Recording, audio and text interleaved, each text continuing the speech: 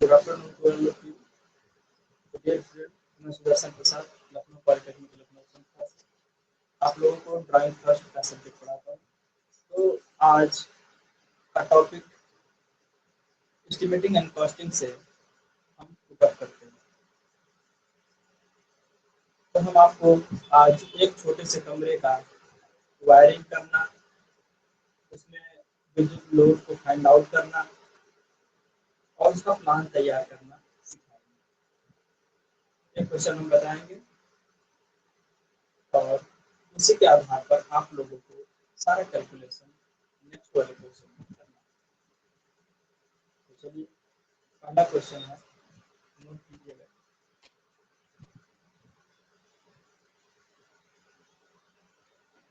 एक कमरा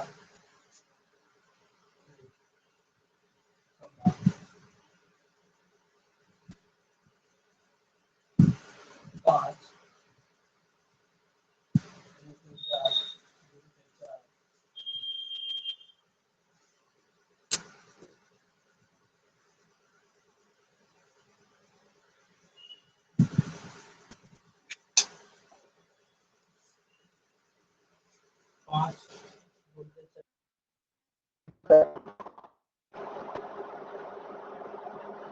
का है,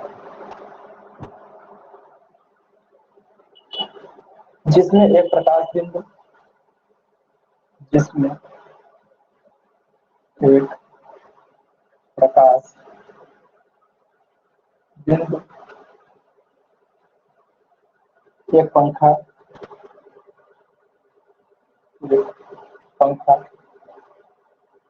तथा 6 एम्पियर का सॉकेट आउटलेट की व्यवस्था करनी है।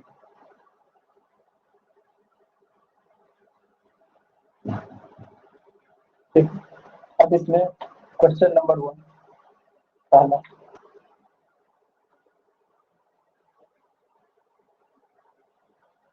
विद्युत वायरिंग प्रश्नानुसार कमरे की विद्युत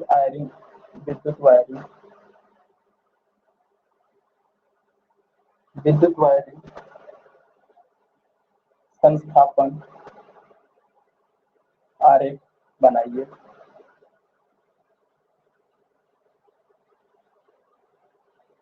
और दूसरा पॉइंट है, परिपथ के लिए कुल लोड की गणना कीजिए।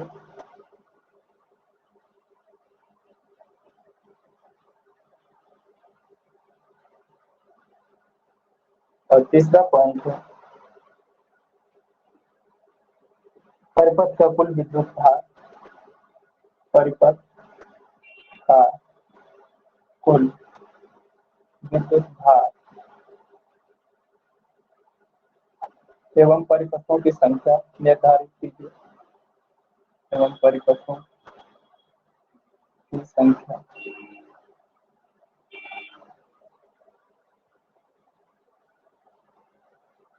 ज्ञात कीजिए।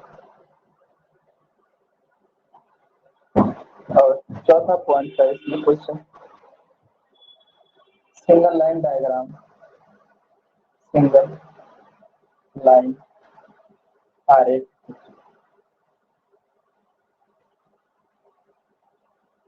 ठीक है, तो ये आपको क्वेश्चन दिया हुआ है।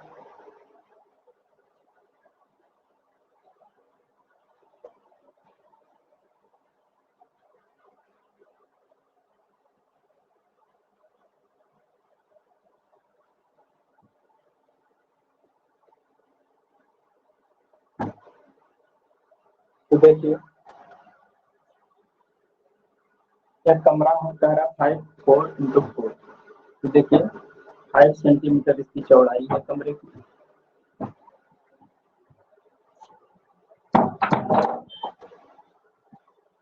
ये कमरा है 5 सेंटीमीटर लंबाई का,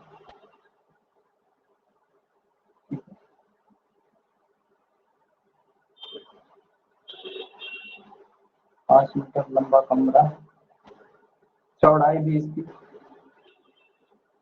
4 मीटर दी हुई है। ठीक है, और इसके कमरे की ऊंचाई, ये जो हमारा कमरा है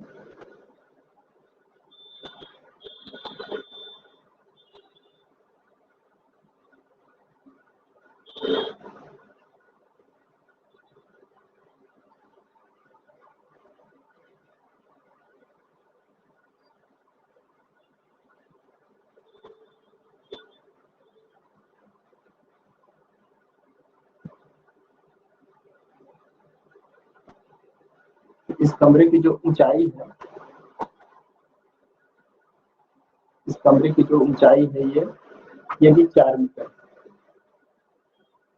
ठीक है, तो इस कमरे का हमें क्या करना है, वायरिंग करना है, इसमें परिपथों के कुल लोड ज्ञात करना है, कुल विद्युत भार कितना है, परिपथों की संख्या कितनी होगी और सिंगल लाइन डायग्राम से कितनी। तो ये चलते हैं, अपने कॉपी में बनाते जाइएगा, मैं रफ करता रहूंगा क्योंकि हमें जगह भी तो चाहिए बनाने के लिए। तो चलिएगा पहला काम करते हैं। और इस क्वेश्चन में एक चीज और दिया हुआ है,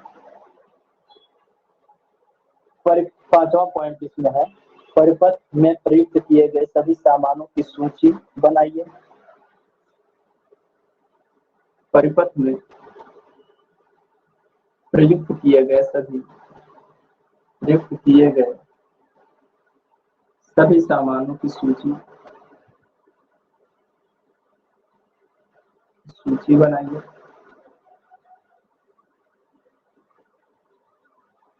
ठीक है, यहाँ पर सूची बनाने की बात की गई है। और परिपथ में प्रयुक्त बैटन तथा पीवीसी कंड्यूट की माप दीजिए। परिपथ में प्रयुक्त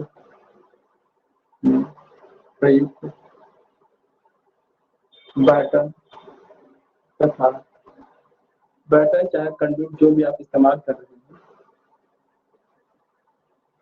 माप ज्ञात कीजिए।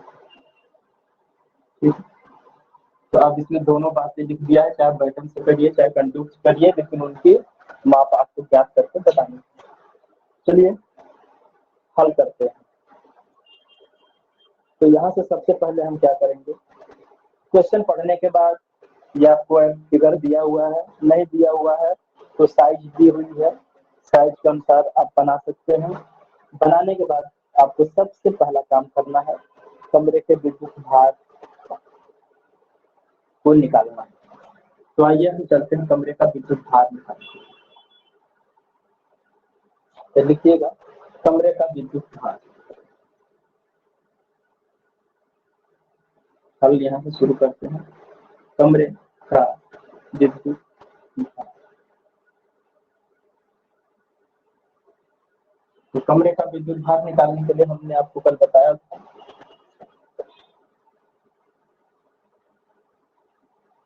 एक चार्ट बनाएंगे, उसमें लिखिएगा विद्युत इलेक्ट्रिक पॉइंट, यानी विद्युत के बिंदु कौन कौन से या लोड के प्रकार कौन कौन से हैं। ठीक है, यहाँ पे लिख सकते हैं लोड के प्रकार, विद्युत बिंदु या लोड के प्रकार। ठीक है, यहाँ पर लोड के प्रकार को हम लिख सकते हैं।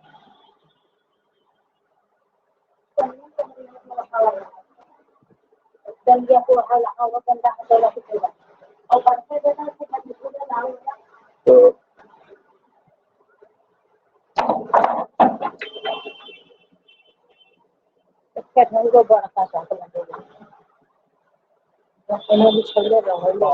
ये तो बड़ा सा ना अंगना में लगा हुआ पूरा तिरपाल हो।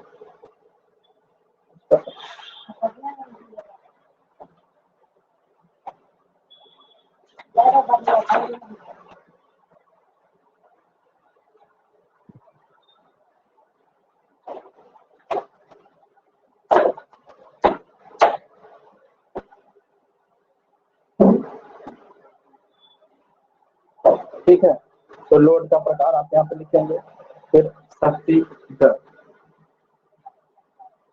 शक्ति दर यानी कि शक्ति दर का मतलब शक्ति कितना कंज्यूम करने वाला है उसकी मात्रा, है ना, और संख्या कितनी संख्या में हम उसको लगा रहे हैं, क्वांटिटी, ठीक है, या मात्रा लिख सकते हैं। और उसके बाद टोटल वाटेज, टोटल मतलब वाटेज यानी कि वाट में यानी शक्ति कितना व्यय करेगा, और धारा, धारा निकालेंगे तभी तो उसके हिसाब से हम कंड्यूट अरे तार की लंबाई धारा ज्ञात करेंगे आई। तो इसके बाद हम कंड्यूट वो कंडक्टर की साइज निकालेंगे, ठीक है। तो हमारे पास 1 2 3 4 5 खाने हमने तैयार कर दी। लोड के प्रकार में हम लिखेंगे, पहला है प्रकाश बिंदु, पंखा और 6 एम्पियर सॉकेट, यानी प्रकाश बिंदु, ठीक है, और दूसरा हो गया पंखा, और तीसरा हो गया 6 एम्पियर सॉकेट, ठीक है। हमने 3 लोड दिए में लगाने के लिए हमने 3 लगा दिए।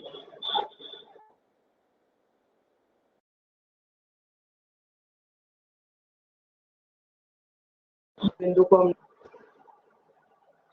दर, ठीक है, और हमारा पंखा है वो 60 वाट का रखा है, 60 वाट, और सॉकेट को हमने रखा है 6 एम्पियर के 100 वाट, ठीक है। इनकी संख्या कितनी है, एक एक है, एक प्रकाश लगेगा, एक पंखा लगेगा, एक सॉकेट लगेगा। टोटल लोड कितने हो जाएंगे, 3। टोटल लोड की संख्या कितनी हो जाएगी, 3। अब देखिए 1 का मल्टीप्लिकेशन इसमें करेंगे, एक लगाएंगे तो 100 ही लिखेंगे यहाँ पे। अगर यहाँ पे अगर हम 2 बल्ब लगाते हैं तो कितना हो जाएगा, 200 वाट हो जाएगा। तो एक हमने लगाया है तो यहाँ पे कितना हो जाएगा, कुल वाटेज 100, इसका 60, इसका 100, कुल जोड़ेंगे तो कितना आ जाएगा, 260, यानी कि टोटल शक्ति व्यय कितना हो रहा है, 260 वाट, ठीक है। अब आगे चलते हैं, धारा निकालते हैं। तो आई निकालने के लिए क्या करेंगे, आई निकालना है तो आई इज इक्वल टू कितना है टोटल वाटेज, 260 डिवाइडेड बाई 230, 230 से भाग दीजिए, कितना आ जाएगा, 1.13 एम्पियर, 1.13 एम्पियर, ठीक है। यहाँ तक हमारा बनकर ये तैयार, ये मैंने निकाल दिया। अब तो पहला क्वेश्चन सॉल्व होता है, यहाँ से ये लोड की गणना पूरा आपने करनी, ठीक है। ये वाला हिस्सा आपका कंप्लीट हुआ। अब यहाँ पर हम देखते हैं, यहाँ 3 बिंदु 260 भार वाले कमरे की विद्युत धारा कितनी हो जाएगी, यानी लिखेंगे यहाँ पर, अतः यहाँ 3 बिंदु हैं जिनकी वाटेज, जिनकी क्षमता 260 वाट है, जिनकी कुल क्षमता 260 वाट है, तथा विद्युत धारा, विद्युत धारा I is equal to 1.13 ampere है, ठीक है। ये हमारे एक कमरे का हो गया। अब यहाँ पर हम देखते हैं कि पहला नियम यह कहता है कि किसी भी परिपथ को बनाते समय 800 वाट तथा 10.800 वाट से अधिक नहीं होना चाहिए। यही लिखा था ना आपने, हेलो, कल आपको हमने क्या लिखाया था, 800 वाट विद्युत भार एवं 10 बिंदु से अधिक नहीं होना चाहिए। तो यहाँ पर हमको कितना प्राप्त हुआ, 260 वाट प्राप्त हुआ, और 3 पॉइंट है, इसलिए कितने परिपथ बनेंगे, एक परिपथ बनेंगे। अतः अतः यहाँ पर केवल एक परिपथ बनेगा, एक परिपथ बनेगा। एक लाइन वो लिखना होगा, नियम से लिख सकते हैं कि रूल के अनुसार यह कहा गया है कि एक परिपथ तैयार करते समय 10 बिंदु एवं 800 वाट से अधिक नहीं होना चाहिए, इसलिए यहाँ पर केवल एक परिपथ बनेगा। तो यहाँ तक बात आपकी क्लियर हुई? यहाँ तक किसी को दिक्कत नहीं होना चाहिए। अब आगे चलते हैं। अब करंट का मान कितना है? 1.13 एम्पियर। तो 1.13 एम्पियर। तो अब आपको ये सारणी एक याद रखनी पड़ेगी, जो इलेक्ट्रिकल के कंडक्टर की साइज एवं करंट कैपेसिटी के अनुसार कितना होना चाहिए, ये आपको चार्ज के अनुसार आपको याद करना पड़ेगा। ठीक है, तो ये आपको याद रखना पड़ेगा। अभी उसको भी मैं लिखा दूंगा कि कितने mm का कंडक्टर कितने में यूज होता है। ठीक है, वो भी मैं लिखा दूंगा। तो यहाँ पर देखिए केबल की माप कितनी होगी। अब नीचे लिखिएगा केबल की माप। अब धारा निकाल लिए, तो धारा निकालने के बाद अब केबल की माप डिसाइड करेंगे ना। तो अगर हमारी धारा इतनी आ रही है तो केबल का माप कितना होगा? तो 1.13 एम्पियर के लिए क्या किया हमने? हम 1.5 mm एल्यूमिनियम कंडक्टर की साइज को रखते हैं, माप 1.5 mm एल्यूमिनियम कंडक्टर का प्रयोग करेंगे। ठीक है, 1.5 mm के एल्यूमिनियम कंडक्टर का हम प्रयोग करेंगे, 1.5 mm स्क्वायर। ठीक है, तो इस केबल का हम इस्तेमाल करेंगे। अब आगे चलते हैं। अब इसके लिए हमें मुख्य स्विच भी लगाना पड़ेगा। तो मुख्य स्विच क्या होगा? Main switch. मुख्य स्विच जो हम लगाएंगे, मेन स्विच, वो कितना होगा? कम से कम उसको 16 एम्पियर का एक मेन स्विच लगा दे रहे हैं। ठीक है, और वह 250 वोल्ट की क्षमता का होना चाहिए एवं डीपीआईसी, कितना? डीपीआईसी डबल पोल आयरन प्लेट होना चाहिए। ठीक है, ये हमने इतना लिख दिया।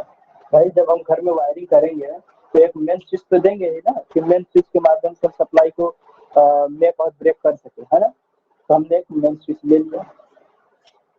और डिस्ट्रीब्यूशन बोर्ड एक रखेंगे, वितरण बोर्ड, डिस्ट्रीब्यूशन बोर्ड। तो डिस्ट्रीब्यूशन बोर्ड जो रखेंगे वह 16 एम्पियर 250 वोल्ट, 16 एम्पियर 250 वोल्ट को वहन करने वाला होना चाहिए। उसी पे हम क्या लगाएंगे? मुख्य स्विच लगाएंगे। ठीक है, और यह सिंगल फेज के लिए होना चाहिए, सिंगल फेज टू वे। ठीक है, single phase double, single phase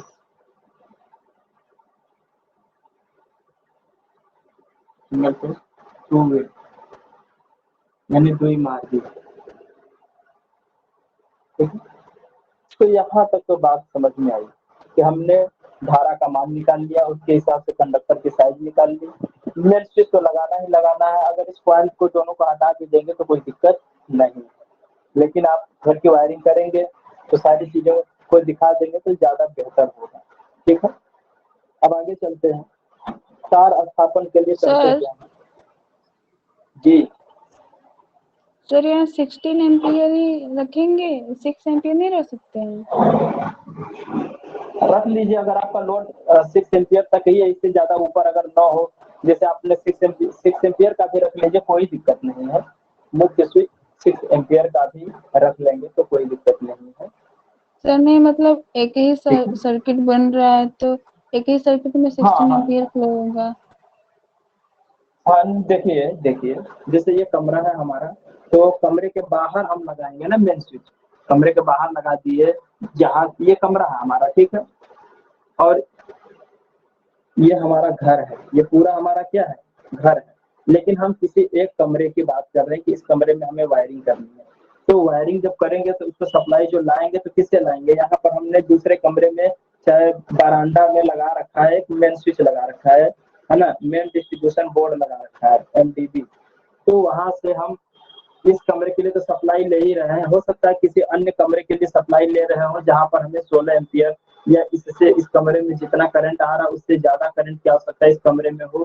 तो भाई यहाँ पर हम कम से कम 16 एम्पियर की कैपेसिटी का रखें कि अलग अलग कमरों में जब हम देते हैं तो इस पे जो लोड पड़ेगा तो वो लोड ज्यादा ना होने पाए। बात समझ में आई?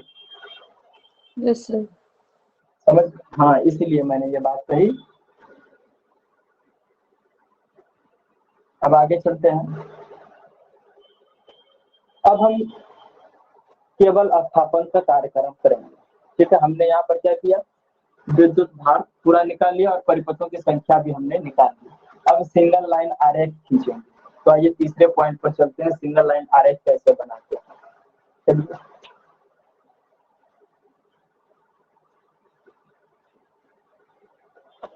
हमारा कमरा कैसा था, ये हमारा कमरा था, यही हमने आपको बताया। ये ऐसा हमारे पास एक कमरा है, ठीक है। ये 5 मीटर का था और 5 मीटर इसकी, ये 4 मीटर इसकी चौड़ाई। यही कमरा था हमारे पास। चलिए, हमने दिखाया कि यहाँ पे हमने कोई डिस्ट्रीब्यूशन बोर्ड लगाया, ठीक है। ये डिस्ट्रीब्यूशन बोर्ड है, ठीक है। कहीं भी लगा लीजिए आप, यहाँ भी लगा सकते हैं, इधर से आप दिखाना चाहते हो या इधर से दिखाना चाहते हो, कहीं से भी आप कुछ भी इसमें कर सकते हैं। तो हमने डिस्ट्रीब्यूशन बोर्ड लगा दिया और यहाँ पर कमरे में हमने डोर बना दिया। ये क्या है? डोर। डी का मतलब होता है डोर, ठीक है। अब डिस्ट्रीब्यूशन बोर्ड से सप्लाई स्विच बोर्ड में जाएगी। तो स्विच बोर्ड सदैव कहाँ लगाते हैं? स्विच बोर्ड ऐसी जगह पे लगाते हैं जहाँ पर सीधा हम दाहिने हाथ से उसको ऑन कर सकें। तो जब आप इसमें इंटर करेंगे तो इसके दाहिने साइड पर हमने लगा दिया स्विच बोर्ड। यहाँ पर हमने स्विच बोर्ड लगाया और स्विच बोर्ड का सिंबल इस पे हमने इस तरीके से बना। इसमें सॉकेट ये लगा हुआ है, इसका मतलब हुआ सॉकेट। इस तरीके का सिंबल जो होता है किसके लिए होता है? सॉकेट के लिए होता है। 6 एम्पियर और 16 एम्पियर के लिए कुछ इस तरीके का होता है, ठीक है। तो आइए चलते हैं। हमने स्विच बोर्ड लगाया और एक सॉकेट लगा दिया। अब चलते हैं, हमें एक बल्ब लगाना है, एक पंखा लगाना है और एक सॉकेट। तो सॉकेट तो हमने यहाँ लगा ही दिया। अब यहाँ पर हम बीच कमरे में एक पंखा लगा दिया, ठीक है। हमने पंखा लगा दिया और पंखे की हाइट पर ही हम यहाँ पर एक बल्ब लगाते हैं, ठीक है। हमने इतनी सारी व्यवस्था कर ली। अब देखिए, लाइन मेन डिस्ट्रीब्यूशन बोर्ड से चलते चलते लाइन मेन डिस्ट्रीब्यूशन बोर्ड से निकल करके, ये दिख रहा है कि नहीं चल रहा है, इसको ले जा करके हम स्विच बोर्ड में देते हैं। स्विच बोर्ड की सप्लाई,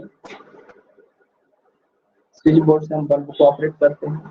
यहाँ गया और यहीं से हमने लाइन को उठाया और फैन को दे दिया, इसको दे दिया, फैन को दे दिया,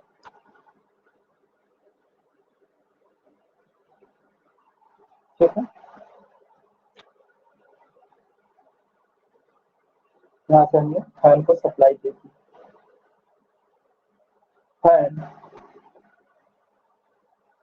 फैन सेंटर में लगा हुआ है, तो सेंटर में लगा हुआ है कमरे के। तो ये देखिए कमरे का सेंटर, और यहाँ से 2.5 मीटर होगा, तो यहाँ से 2.5 मीटर की डिस्टेंस होगी, यहाँ से भी 2.5 मीटर की डिस्टेंस पे होगा, और ये चौड़ाई इधर इतनी है, तो यहाँ पे कितना होगा, 2 मीटर ये है, और ये 2 मीटर हो जाएगा। तो यहाँ पे जो फैन लगा है कितने मीटर पे है, 2 मीटर पे लगा दिया। ठीक है, हमने समझाने के लिए आपको कितना लाइन बनाया था, हम इसको रफ कर दे रहे हैं। तो आप लोगों को समझ में आ गया होगा, यह फैन जो हमारा लगा है 2 मीटर की डिस्टेंस पे लगा हुआ है। अब आगे चलते हैं, सिंगल लाइन डायग्राम इसका बनाते हैं। सिंगल लाइन डायग्राम कैसे बनाएंगे, दीवार के इस हिस्से से इस हिस्से का डिस्टेंस कम से कम हम कितना रखते हैं, 0.5। यहाँ से यहाँ तक का डिस्टेंस 0.5 यानी आधा मीटर। ठीक है, ये आधा मीटर का डिस्टेंस ये रखते हैं, और 1 मीटर का डिस्टेंस ये रहा, इस डोर का डिस्टेंस इस डोर तक का 1 मीटर है, और डोर से आधा मीटर की डिस्टेंस पर हम क्या लगाते हैं, 0.5 मीटर की डिस्टेंस पर हम डिस्ट्रीब्यूशन बोर्ड लगाते हैं। जैसे ही दरवाजा खोलते हैं, दरवाजे के आधे मीटर की डिस्टेंस पर हमने डोर लगा दिया है। अब आगे देखते हैं, दरवाजे से मेन स्विच बोर्ड से आधे मीटर की डिस्टेंस पर हमने क्या लगा दिया, एक बल्ब लगा दिया। जो मेन स्विच बोर्ड जो स्विच बोर्ड लगाए हैं, स्विच बोर्ड से आधे मीटर की डिस्टेंस पे हमने ऊपर एक लैंप लगाया, और उसी लैंप से हमने सप्लाई फैन को दे दी। कितना बन गया, और बाकी इधर कितना बचा, इधर का पूरा हिस्सा 2.5 मीटर बचा। ठीक है, तो आपने इतना वायरिंग का काम कर दिया, इतना वायरिंग का काम कर दिया। अब चलते हैं, इसका सिंगल लाइन डायग्राम बनाते हैं। तो सिंगल लाइन डायग्राम कैसे बनेगा, सबसे पहले सप्लाई कहाँ से जाएगी, सिंगल लाइन में हम डिस्ट्रीब्यूशन बोर्ड से उठा करके ले जाएंगे स्विच बोर्ड में, स्विच बोर्ड से फिर कहाँ ले जाएंगे, पंखा में, बल्ब में ले जाएंगे, और बल्ब से ही हमने कनेक्शन पंखे के लिए दे दिया। तो आइए देखते हैं,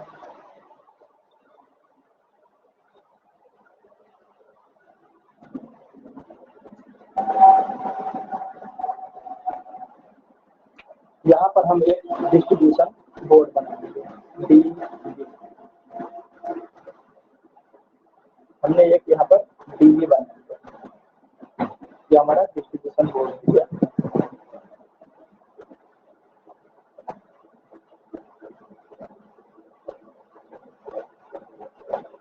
ये हमारा डीबी हो गया। अब इस डीबी से सप्लाई कहाँ जाएगी, स्विच बोर्ड में। तो स्विच बोर्ड तक जाएगा तो तार कितना लगेगा, आधा मीटर ये, 1 मीटर दरवाजा का हिस्सा, और आधा मीटर ये स्विच बोर्ड तक का, टोटल कितना हो जाएगा, 2 मीटर। तो लेकर के चलते हैं 2 मीटर ऊंचा, ये हम इसको 2 मीटर ऊंचाई तक देंगे। ये टोटल ऊंचाई कितनी हो जाएगी, 2 मीटर। 2 मीटर ऊंचाई तक हम गए। आप लोगों को दिख रहा है कि नहीं फिगर, थोड़ा और बड़ा बना लेते हैं।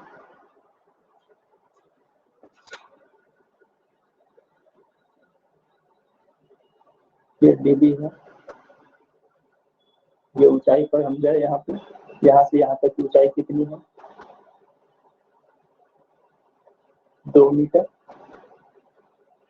ठीक है, 2 मीटर ऊंचा जाने के बाद अब देखिए आधा मीटर कहाँ जाएंगे, स्विच बोर्ड के पास। यहाँ से देखिए आधा मीटर हम स्विच बोर्ड की तरफ जाएंगे, तो आधा मीटर हम यहाँ से स्विच बोर्ड की तरफ दे आते। ठीक है, 2 मीटर,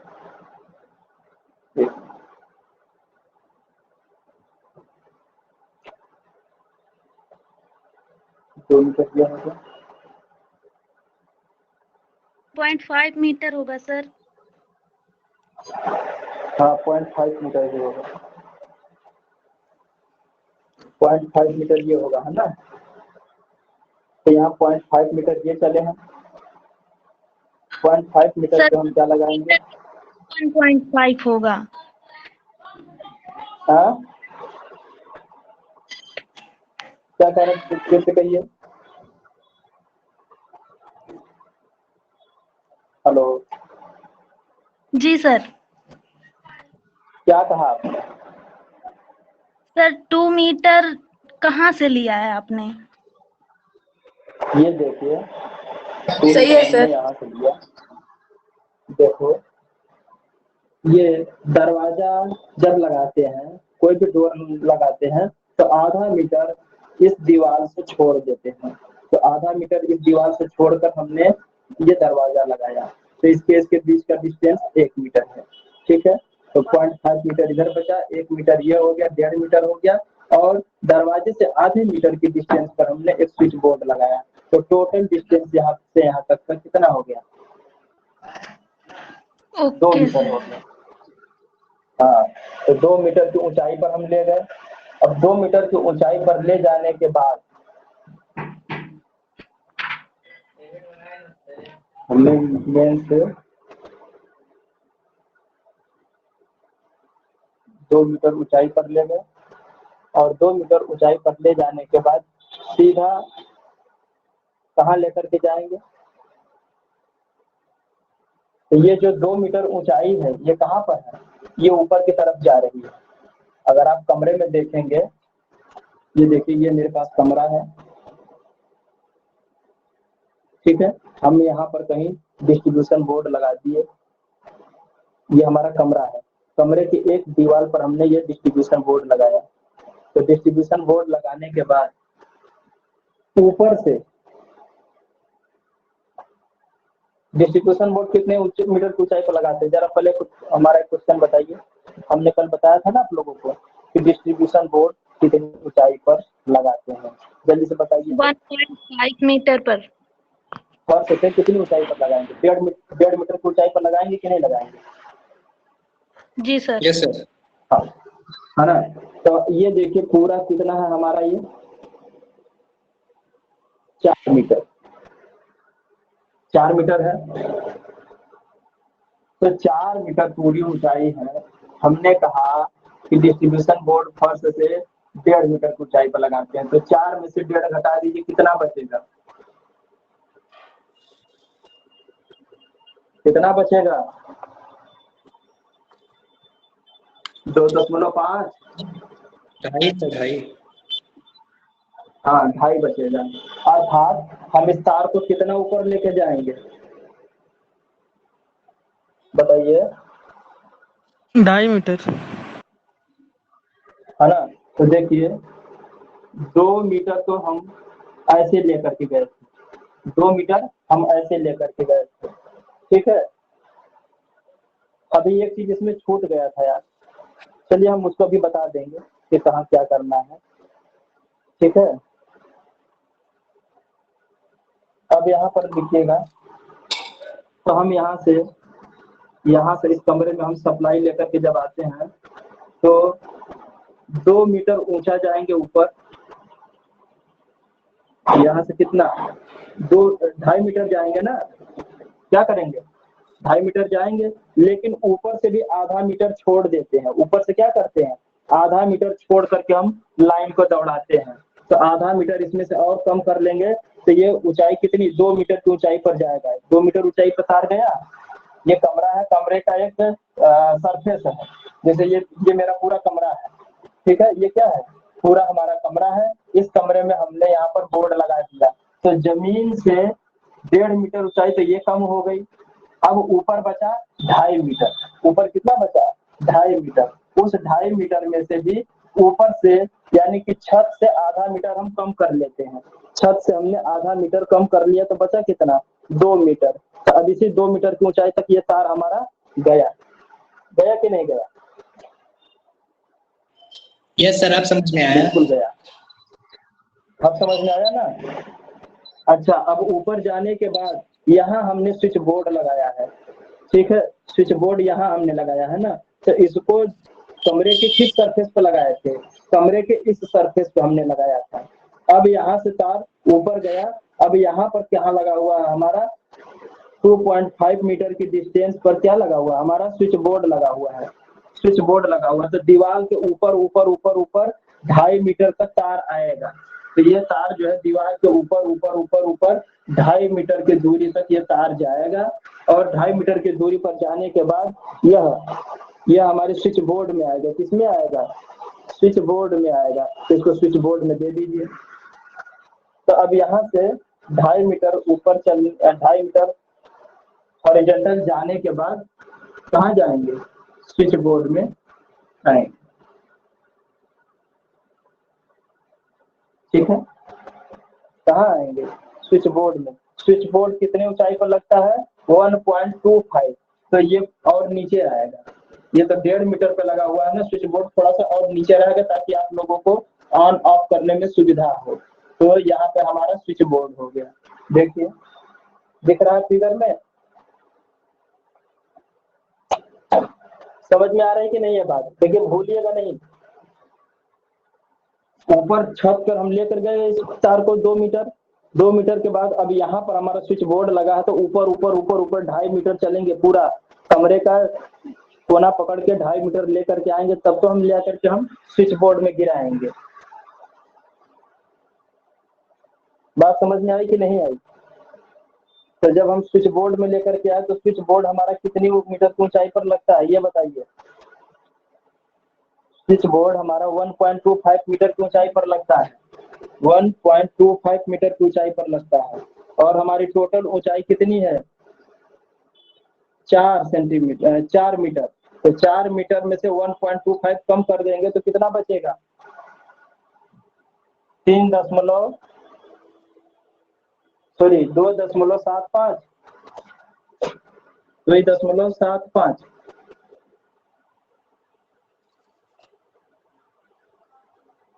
यही बचेगा ना। ये देखिए ये पूरा हमारा 4 मीटर है, 4 मीटर में से स्विच बोर्ड कितनी ऊंचाई पर लगा हुआ है, 1.25 मीटर की ऊंचाई पर लगा हुआ है। तो अब जो ये डिस्टेंस बचेगा यहाँ से लेके स्विच बोर्ड तक, छत से लेके स्विच बोर्ड तक जो बचेगा कितना बचेगा 2.75। इसमें से भी आप 50 कम ही कर रहे हैं, ये छत से 0.5 कम रहेगा, तो यहाँ से 0.5 अगर आप कम कर देते हैं तो कितना बचेगा, आधा मीटर ऊपर से भी कम कर लीजिए तो 2.25 बचेगा। कितना आएगा, यहाँ से भी आधा अगर आप कम कर लेंगे तो ये यहाँ बचेगा 2.25, जोड़ लीजिए 0.5 0.25 और यहाँ से लेके यहाँ तक नीचे कितना है 1.25 है, कुल जोड़िए देखिए 4 मीटर आ रहा है। तो 1 3 3.5 4 ठीक तो है, यानी कि 2.25 तक हमारा स्विच बोर्ड लगा है। ये ऊंचाई कितनी हो जाएगी 2.25 पे हमारा स्विच बोर्ड लगा है, तो 2.25 तक हमको मीटर तक लेकर के आना पड़ेगा, ठीक है।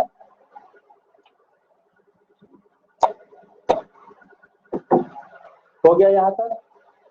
अब उसके बाद अब आगे चलेंगे, तो स्विच से आधे मीटर की डिस्टेंस पर हमने बल्ब लगाया है, तो स्विच से आधा मीटर इधर चलेंगे 0.5 मीटर, तो यहाँ पर हमने एक बल्ब लगा दिया, यहाँ पर क्या लगा दिया, एक बल्ब लगा दिया। अब बल्ब लगाने के बाद वहीं से हम ऊपर की तरफ मतलब इधर की तरफ देखिए हमने एक पंखा लगाया कमरे में। क्योंकि देखिए कमरे का ये जो छत होता है, छत तो पंखा कहाँ लगेगा, बीच में लाके लगाएंगे, यहाँ बीच में लगाएंगे तो कितना आएगा, पंखा बीच में लगाएंगे तो 2 मीटर आ रहा है कि नहीं। कमरे की जो चौड़ाई है 4 मीटर है, तो हम ऊपर पंखा बीच में लगाएंगे कमरे के, तो 2 मीटर इधर 2 मीटर इधर, यानी बीच में यही तो है 2 मीटर पे 2 मीटर ऊंचा इस तरह जाएंगे और यहाँ पे हम एक फैन लगा देंगे। ये आपका बन के तैयार हुआ समझ में आया कि नहीं किसी को? सर ये 2.5 मीटर कहाँ बोर्ड से वाला लेंगे? 2.25 कैसे कह रहे हैं? कौन सा?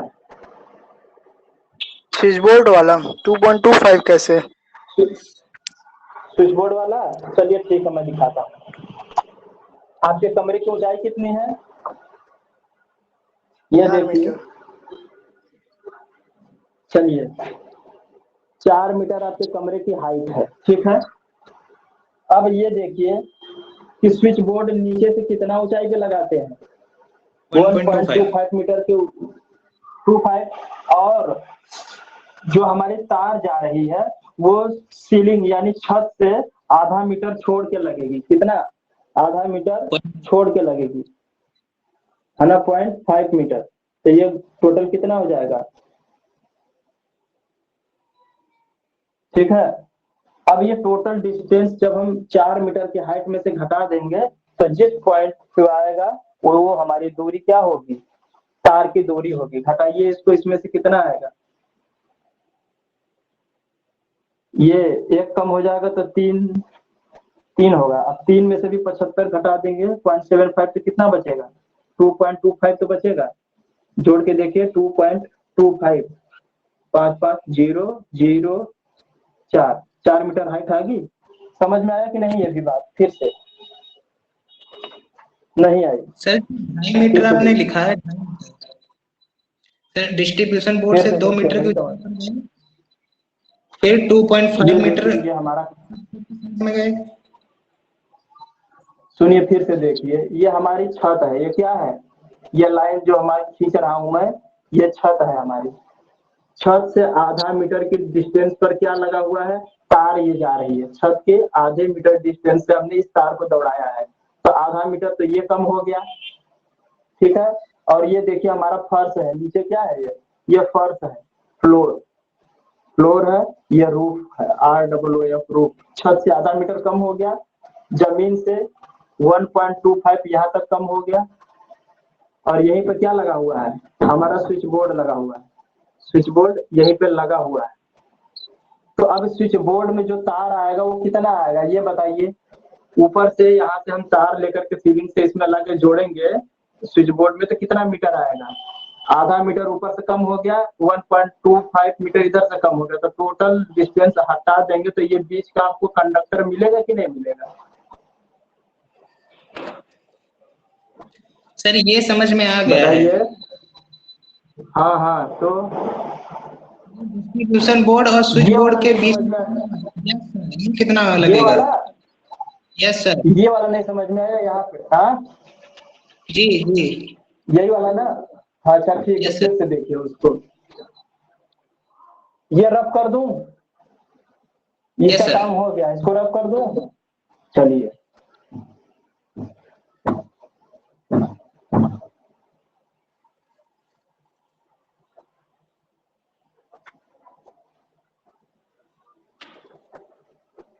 देखिए, ये मेरे पास कमरा है।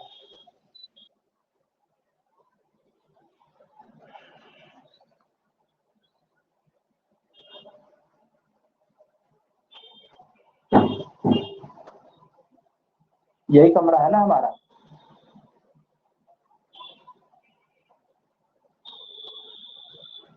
ये हमारा कमरा है, यही था ना?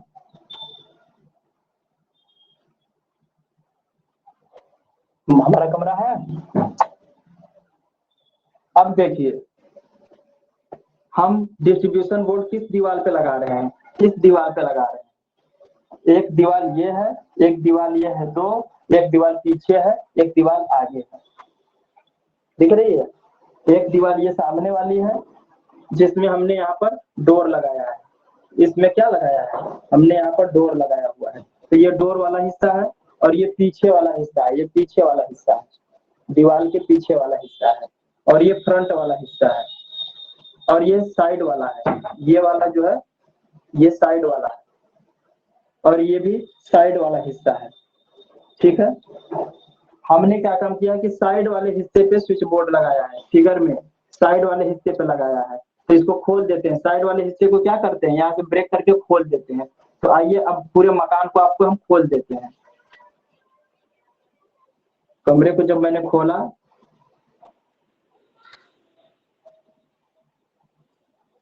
देखिए ये दीवार आपकी ऐसे थी, हमने इसको ऐसे खोल दिया। समझने का प्रयास कीजिएगा। ये आपका कमरा है, ठीक है, ये आपका कमरा है। हमें इस दीवार पे लगा रहे हैं स्विच बोर्ड, हम इस दीवार पे लगा रहे हैं, ठीक है। तो हमने इस दीवार को ऐसे खोल दिया, ठीक है। तो यहाँ पर हमने क्या लगा दिया है, स्विच बोर्ड यहाँ पर लगा हुआ है। अब इस दीवार से हम 2 मीटर की ऊंचाई पर गए। 2 मीटर की ऊंचाई पर जाने के बाद अब इस दीवार के यहाँ से चलेंगे और यहाँ तक जाएंगे दूसरे दीवार के सरफेस पे, ठीक है। तो कितना जा रहे हैं, ऊपर जाने के बाद आधा मीटर तो ये जाएगा। इसे देखिए, ये हमारा कमरा था। हम कमरे के इस दीवार पर लगाए हुए थे स्विच बोर्ड, डीबी लगाए हुए थे, डिस्ट्रीब्यूशन बोर्ड। तब यहाँ से तार को हम 2 मीटर ऊपर ले जाने के बाद यहाँ पर ये टोटल हमारा कितना है, 5 मीटर है, ठीक है। तो अब यहाँ पर हम लगाने के बाद 2 मीटर की ऊंचाई पे जाएंगे। 2 मीटर की ऊंचाई पर जाने के बाद ये तार हम डाल देते हैं। पूरा तार डालने के बाद ये हमारा कहाँ लगा हुआ है, पूरा एकदम इस दीवार के सरफेस पे ही लगा हुआ है। तो यहाँ से लेके डिस्ट्रीब्यूशन बोर्ड कहाँ पे लगा हुआ है, आधे डिस्टेंस पे लगा हुआ है। कितनी डिस्टेंस पे लगा हुआ है, 2.5 मीटर की डिस्टेंस पे लगा हुआ है। और ये भी 2.5 मीटर हुआ है, तो जाकर के आपका 5 मीटर कंप्लीट होगा। तो आप बताइए, यहाँ से तार को जब हम 2 मीटर ऊपर ले जाएंगे तो ऊपर ले जाने के बाद दीवार से सटा हुआ ये तार जा रहा है, दीवार के संपर्क से होकर जा रहा है, तो 2.5 मीटर इधर जाएगा तभी तो स्विच बोर्ड में हमारे पहुंचेगा। समझ में आई कि नहीं बात,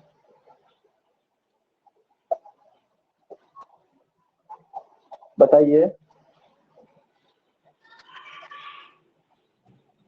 हेलो, यस सर।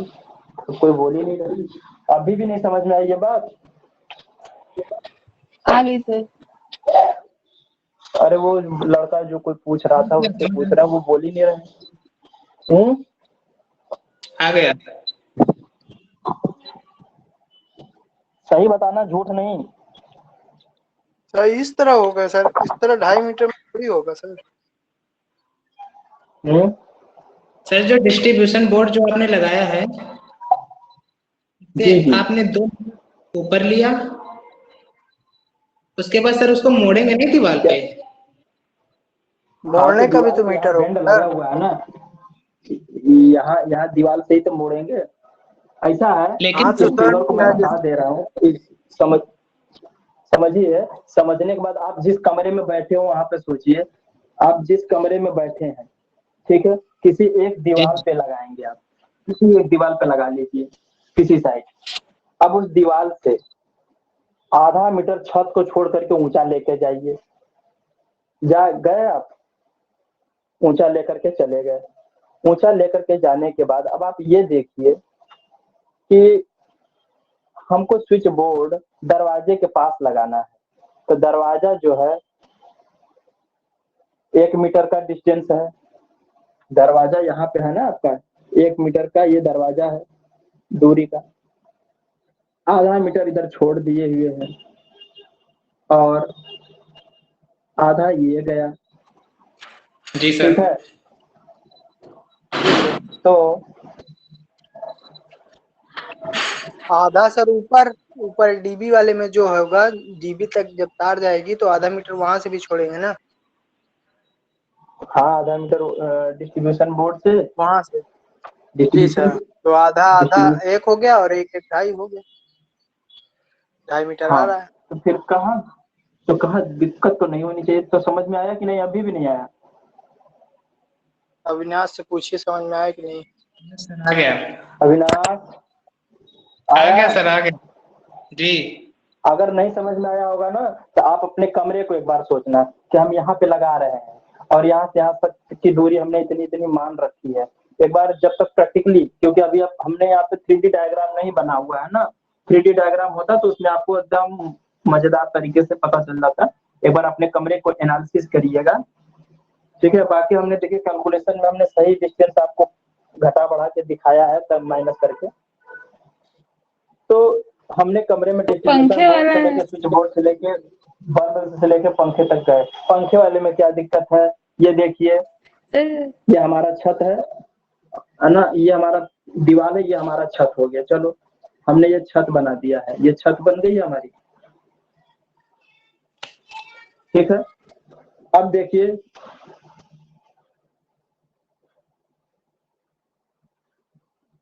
देखिए अब यहाँ से समझने का प्रयास कीजिएगा।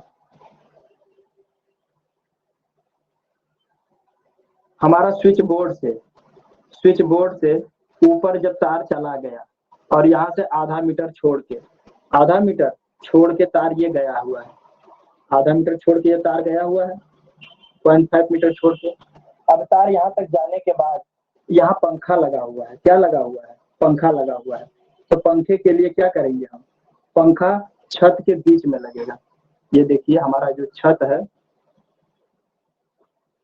छत के बीच में पंखा लगेगा। तो तार तो यहाँ तक आ गया, ऊंचाई तक आधा मीटर छोड़ के, ये छत है तो छत के आधे मीटर ऊंचाई छोड़ के यहाँ तक तार आया होगा ये वाली। अब यहाँ से हम पंखे की तरफ लेकर के जाएंगे हॉरिजॉन्टल में। अपने छत को देखिए, छत पे जो तार पंखे में लेके आएंगे तो हॉरिजॉन्टल लेके आएंगे कि वर्टिकल लेके आएंगे, हॉरिजॉन्टल लेके आएंगे, ठीक है। तो हॉरिजॉन्टल तार कितनी दूर पे जाएगा, पंखे के लिए तो ऊपर तक ले जाएंगे ना सर, पंखे के लिए 0.5 भी ऐड होगा। कहाँ 2.5 Yes, ऐड कर दे रहे हैं, 2 मीटर फैन लगा वो 2.5 मीटर होगा।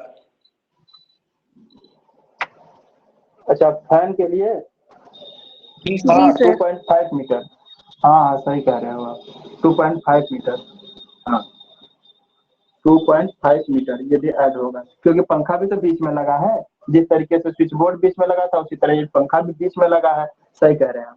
तो 2.5 मीटर ये हो गया, ठीक है, सही कह रहे हैं आप। तो ये इतना आप लोगों का तैयार हुआ। इतना तैयार होने के बाद अब इसमें तारों की संख्या डालनी है, ठीक है, तारों की संख्या डिसाइड करनी है। तो सोचिए कि मेन स्विच से जो तार आएगा आपका, कल्पना कीजिए मेन डिस्ट्रीब्यूशन बोर्ड में जब तार आएगा तो कौन कौन सा आएगा, इसमें से देखिए एक फेस निकल के आएगा, एक न्यूट्रल निकल के आएगा। तो यही फेस और न्यूट्रल इसमें क्या होगा, एक फेस होगा इसमें और एक न्यूट्रल होगा। डिस्ट्रीब्यूशन बोर्ड में क्या क्या जाएगा, फेस और न्यूट्रल। तो दो तार तो यहाँ से चले, पंखे को चलाने के लिए फेस और न्यूट्रल चाहिए, बल्ब को चलाने के लिए भी फेस और न्यूट्रल चाहिए। तो यहाँ से डिस्ट्रीब्यूशन बोर्ड से हमने दो तार लेकर के गए, हम यहाँ से दो तार लेकर के चले। यहाँ बात समझ में आई, डिस्ट्रीब्यूशन बोर्ड से फेस और न्यूट्रल दोनों तार चला और दोनों तार जाते जाते जाते जाते यहाँ भी आएगा, फेस और न्यूट्रल दोनों आएगा, है ना। यहाँ पहुंचते पहुंचते यहाँ क्या होगा, न्यूट्रल आगे निकल जाएगा और फेज को हम स्विच बोर्ड से कंट्रोल करेंगे। किससे कंट्रोल करेंगे, स्विच से कंट्रोल करेंगे। तो सोचिए स्विच में कितने तार आएंगे, स्विच से हम यहाँ पे देख लीजिए, यहाँ स्विच बोर्ड में हम क्या लगाएंगे, एक पंखे के लिए लगाएंगे इस तरीके का स्विच, और एक किसके लिए लगाएंगे, एक बल्ब के लिए लगाएंगे। इस तरीके से दो स्विच लगाएंगे, यहाँ पर दो स्विच लगेंगे ना। तो एक तार इसमें आएगा, एक तार यहाँ से निकल के जाएगा, एक तार इसमें आएगा, एक तार इसमें से निकल के जाएगा। टोटल कितने तार हुए,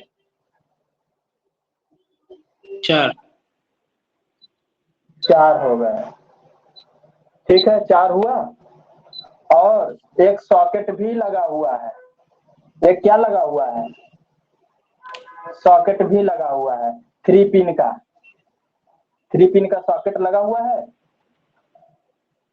देखिए एक सॉकेट लगा हुआ है, तो सॉकेट को तो फेस हम यहीं से जोड़ के दे देंगे, ठीक है, लेकिन न्यूट्रल के लिए भी तो एक तार लाना पड़ेगा, सॉकेट में हो, न्यूट्रल नहीं देंगे, यस सर, बोलिए। देंगे सर तो अब देंगे। गिनिए कितने तार हो गए, 1 2 3 4 5। तो यहाँ पे कितने हो जाएंगे? अब यहाँ पे 2 तार था इसलिए हमने 2 लाइन खींच दी, लेकिन यहाँ पे 5 तार है तो 5 लाइन खींचने की बजाय यहाँ पे एक तिर्यक रेखा खींच के 5 लिख देंगे। बात समझ में आ गई? यहाँ पे तार की संख्या काउंट करने में कोई दिक्कत नहीं होनी चाहिए। अब उसके बाद देखिए, बल्ब में कितना, एक तार बल्ब के लिए फेस जाएगा और एक पंखे के लिए फेस जाएगा, तो 2 तार वहां हो गए और एक न्यूट्रल जाएगा, तो यहाँ कितने तार हो जाएंगे? 3 तार होगा। किसी को कोई दिक्कत? सॉकेट वाला तार तो नहीं आएगा, सॉकेट वाला वहीं खत्म हो गया। अब स्विच से हम पंखे को ऑन ऑफ करेंगे और स्विच से ही बल्ब को ऑन ऑफ करेंगे, तो स्विच का एक तार पंखे के लिए आएगा, एक तार बल्ब के लिए आएगा, तो 2 ये होगा और न्यूट्रल भी चल रहा है साथ में, तो 3 तार यहाँ होंगे। यहाँ पे कितने तार होंगे? 3 तार। तो बल्ब वाला जो फेस वायर है स्विच से आता हुआ वो यहीं पे रुक जाएगा। अब आगे जो स्विच से कंट्रोल हो रहा है, पंखा कंट्रोल हो रहा है, तो एक पंखा वाला वायर आएगा और एक न्यूट्रल वाला वायर आएगा, तो यहाँ पे 2 वायर इस तरीके से बनेंगे। किसी को कोई दिक्कत यहाँ तक? No sir. ये भी बन गया सही से?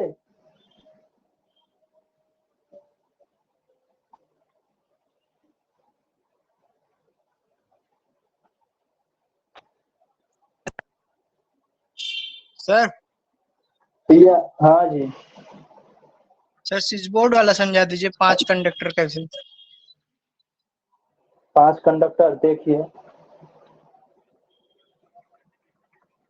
ये हमारा स्विच बोर्ड है। क्या है? स्विच बोर्ड है। हमें क्या क्या कंट्रोल करना है ये बताइए?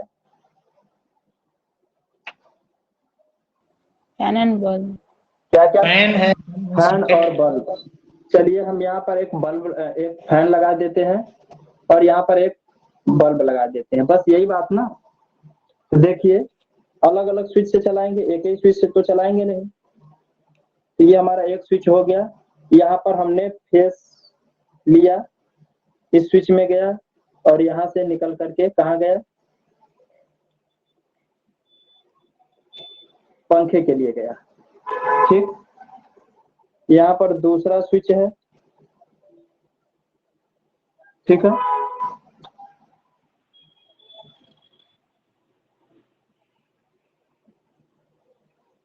तो हमने एक इसके लिए भी अलग से हमने उतारा, एक फेस इसके लिए आएगा जो ऊपर से तार आ रहा फेस वाला, अब यहाँ से एक फेस निकल करके जाएगा, पंखे के लिए जाएगा।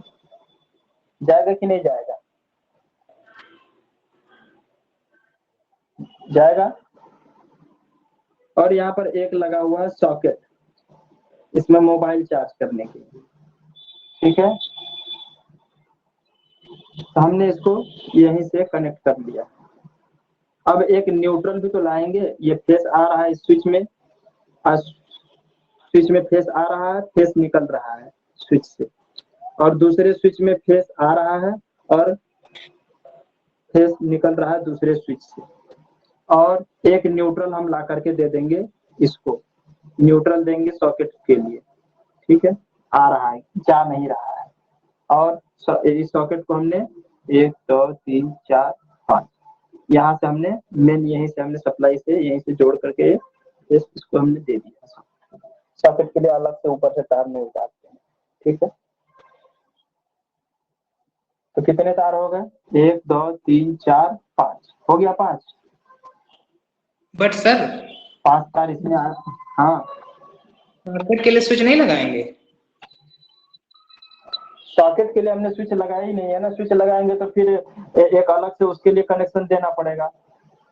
हमने यहाँ पे कितने सॉकेट की बात की है? हमने केवल क्वेश्चन में एक सॉकेट की बात की है। हेलो, अगर हम फैन को ऑन करेंगे तो सॉकेट भी ऑन हो जाएगा? क्या? सॉकेट के लिए स्विच नहीं देंगे? हमने सॉकेट के लिए क्वेश्चन में स्विच दिया ही कहाँ है? हमने केवल कहा है एक पंखा के लिए, एक बल्ब के लिए और एक 6 एम्पियर के सॉकेट की बात की है। तो हमने और सभी के लिए तो स्विच का प्रावधान हमने यहाँ पे रखा ही नहीं है। पंखे को हम ऑन ऑफ करेंगे और स्विच को ऑन ऑफ करेंगे, इसके लिए हमने कोई कहा नहीं। अगर आप करना चाहते हैं तो कर लेंगे, कोई दिक्कत नहीं है। तो ये वायर यहाँ पे जो आ रहा है इसको हम एक स्विच में दे देंगे और इसी स्विच की सहायता से इसको दे देंगे और यहाँ से न्यूट्रल इसको दे देंगे, बस काम खत्म। तभी तो 5 ही वायर, ठीक है। ठीक है, हमने यहीं से इसको यहीं से जोड़ दिया है,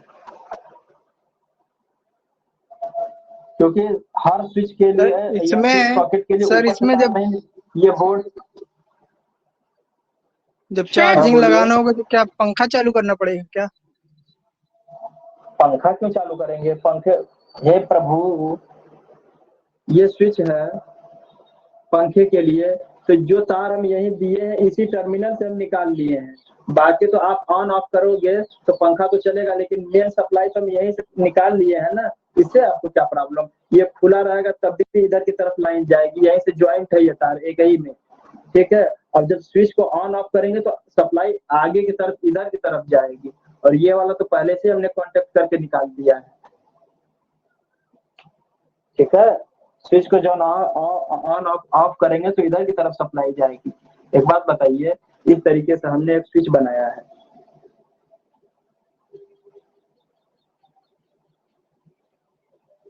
इस तरीके से हमने स्विच बनाया है, ठीक है। अब देखिए इस कंडीशन में ऑफ होता है।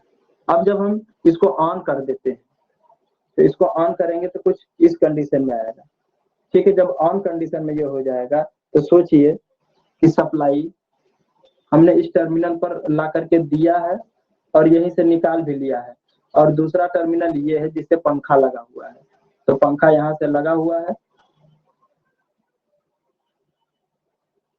और न्यूट्रल उसको यहाँ से मिल रहा है।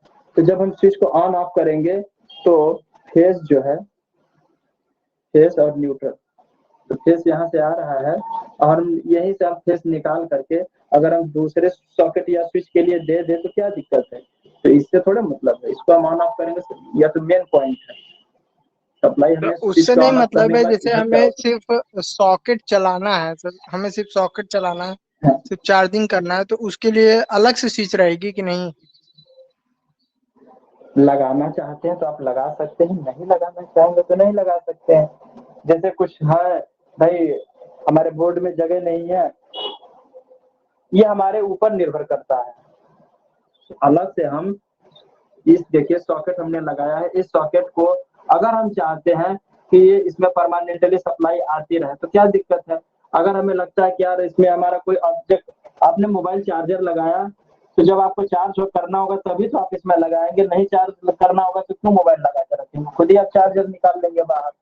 या फिर अगर आपका इरादा है कि हम स्विच लगाएंगे यहाँ पे ताकि यहाँ से हमको इलेक्ट्रिक आयरन भी लगा करके प्रेस करना हो, या फिर कोई अलग से पंखा स्टैंड वाला लगा करके हवा लेना हो, तो उसके लिए क्या करेंगे? लगाएंगे, निकाल लेंगे। या फिर पहले से एक स्विच लगा दीजिए कि हम लेटे लेटे बैठे बैठे यहीं से हम ऑन ऑफ कर लें, तो कर सकते हैं, उसके लिए कोई आपत्ति नहीं है, ठीक है। कभी कभी आप अपने बोर्ड में देखते होंगे तो 3 ठो सॉकेट अगर आपने इस्तेमाल किया है तो एक आध सॉकेट को कंट्रोल करते हैं, एक आध सॉकेट को खुद वैसे डायरेक्टली लगा रहने देते हैं। तो ये आपके ऊपर निर्भर करता है, कंट्रोल करना है तो कंट्रोल कर सकते हैं। स्विच बढ़ाएंगे तो नंबर ऑफ कंडक्टर नहीं बढ़ेंगे ना? नहीं, स्विच बढ़ाएंगे तो नंबर ऑफ कंडक्टर नहीं बढ़ेगा। क्यों? क्योंकि ये देखिए हमारा बोर्ड है, ये क्या है सर? अगर सॉकेट के लिए स्विच तो नहीं बचेगा। ये अब हमारी बात सुनिए, हम किसी की नहीं सुनेंगे, हमारी बात सुनिए। यहाँ से देखो ये फेस है और एक ये न्यूट्रल है, 2 चीज है ना, हम इस बोर्ड में लाएंगे। अब देखिए यहाँ पर हमने एक स्विच लगाया, यहाँ पे क्या है, ये एक स्विच है, तो एक तो फेस इसमें आया और ये फेस निकल के गया फैन के लिए। अब देखो यहाँ पर एक हमने और स्विच लगाया है, ठीक है, तो इसी स्विच को ये फेस जो है यहीं से हमने दे दिया, एक इसके लिए निकाल देंगे बल्ब के लिए। एक स्विच और लगाया है तो ये फेस इधर से कॉमन कर लेंगे। अब इसमें से निकाल करके एक दे देंगे दूसरे बल्ब के लिए।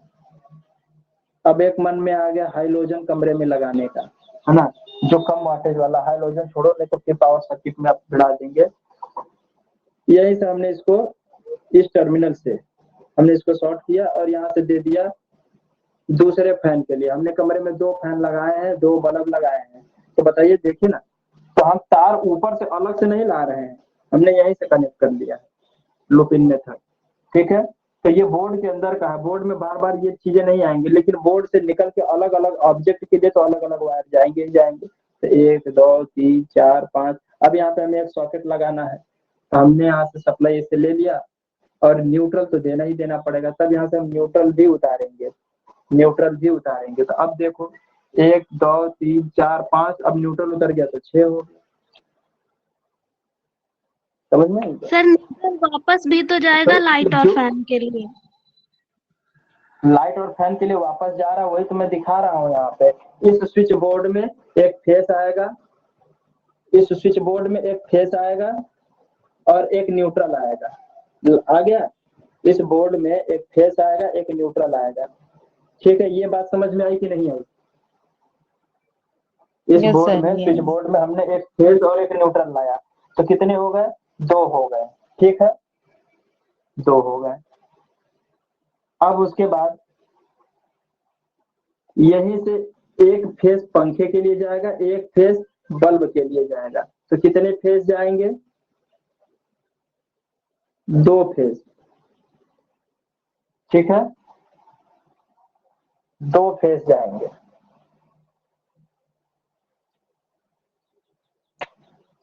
और एक न्यूट्रल, न्यूट्रल भी यहाँ से निकाल कर लेकर के जा रहे हैं। क्यों? क्योंकि न्यूट्रल बल्ब को और पंखे को भी देना है, क्योंकि लूप इन वायरिंग में हम तार को काटते नहीं है। क्या करते हैं? तार को काटते नहीं है। तो क्या हो गया? फेस और न्यूट्रल दोनों आया, दोनों बोर्ड में गया और यहीं से न्यूट्रल फिर से वापस उठाए और इसको भी दिया और इसको भी दिया। न्यूट्रल को हमने यहाँ पे काटा नहीं है, काट देंगे तो यहाँ पे जोड़ हो जाएगा इस तरीके से। तो हमने जोड़ ज्वाइंट नहीं किया है।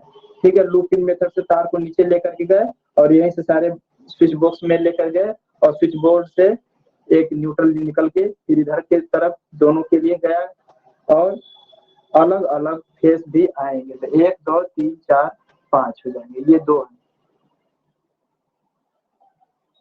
ये स्विच बोर्ड है। स्विच बोर्ड में फेस आया, न्यूट्रल आया, दोनों आए और यहाँ से एक ये न्यूट्रल निकल करके वापस जाता है, पंखे के लिए जाएगा, फैन के लिए और बल्ब के लिए, दोनों के लिए जाएगा। ठीक है, और स्विच से कंट्रोल करना है तो एक फेस निकल करके स्विच से पंखे के लिए जाएगा और एक स्विच से कंट्रोल कहाँ जाएगा? बल्ब के लिए जाएगा। तो 1 2 3 4 5 हुए कि नहीं हुए? न्यूट्रल को हम स्विच बोर्ड में लाए और तुरंत निकाल लिए और फेस को स्विच में लेकर के गए और स्विच से कंट्रोल करने के बाद दूसरा वायर निकला और दूसरे स्विच से इसके लिए निकला।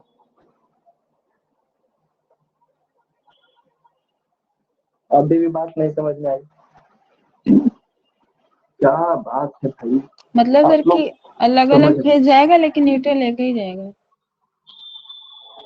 चलिए देखिए, फिर से दिखाते हैं, फिर से देखिए, जब तक नहीं आएगा समझ में तब तक देखिए। हम यहाँ पर एक सॉकेट रख लेते हैं।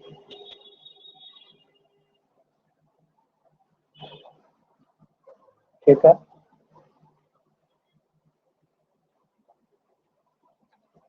हमने एक फेस लिया, इसको दे दिया और एक न्यूट्रल लेकर के आए, इसको दे दिया। तो कंडक्टर होगा। अब एक स्विच यहाँ पे लगा हुआ है और न्यूट्रल को हम यहीं से निकाल लेते हैं। ये न्यूट्रल को हम यहीं से निकाल लिए। अब ले चल के हम एक पंखे के लिए दे दिए हैं न्यूट्रल, और यहीं से एक ये बल्ब के लिए है और एक पंखे के लिए हमने न्यूट्रल दे दिया। तो देखिए न्यूट्रल एक आया और एक न्यूट्रल वापस गया, देख लीजिए, और फेस यहाँ पर आया, ठीक है। तो ये सॉकेट में चला गया।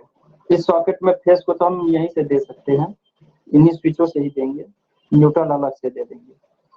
अब आगे देखते हैं। अब एक फेस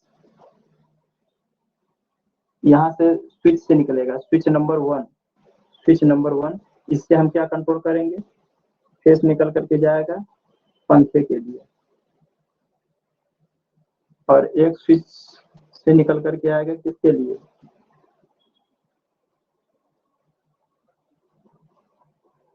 1 2 3 4 5, ठीक है। और यहाँ से हम फेस को कॉमन यहीं से दे देंगे और यहाँ से कॉमन करके यहीं दे देंगे। ऐसे ही तो बोर्ड में वायरिंग होती है। देखिए 5 वायर हुए कि नहीं हुए। एक तो फेस सॉकेट में आया और यहीं से हमने इसको बिना तोड़े मरोड़े ले आकर के सीधे स्विच में दे दिया, स्विच से देते हुए निकाल दिया। देखो अब समझ में आया कि अभी भी नहीं आया? यस सर, आ गया। अब समझ में आ गया? सर सॉकेट डायरेक्ट हो गई है, सॉकेट को भी तो कंट्रोल करना है सर स्विच से। अरे क्वेश्चन में स्विच नहीं दिया इसीलिए। अरे यार चलो घबराओ, कोई बात नहीं, ठीक है, चलो चलो छोड़ो, वो भी देख लो क्या करना है। नहीं रहने दीजिए सर, रहना दीजिए। ना अब देख लो, अब देख लो, अब देख लो। अब हम भी जिद पे आ गए हैं। ये देखो, हाँ हमने इसको फेस दे दिया, अब इससे हमने फेस निकाल करके इसको दे दिया। सॉकेट कंट्रोल हो गया आपका कि नहीं हुआ? Yes sir. और न्यूट्रल ले जा करके हम इसको यहाँ से दे देंगे, ठीक है। न्यूट्रल दे दिए और यहीं से ये न्यूट्रल उठाते हैं, बाहर निकाल लिए, लूप इन मेथड ध्यान रखिएगा, बाहर निकाल लिए। अब ये देखिए हमारा जो स्विच बोर्ड, जो स्विच में यहाँ पर आया था, इसी को हम यहीं से कॉमन करके एक पंखे के लिए स्विच निकाल लेते हैं।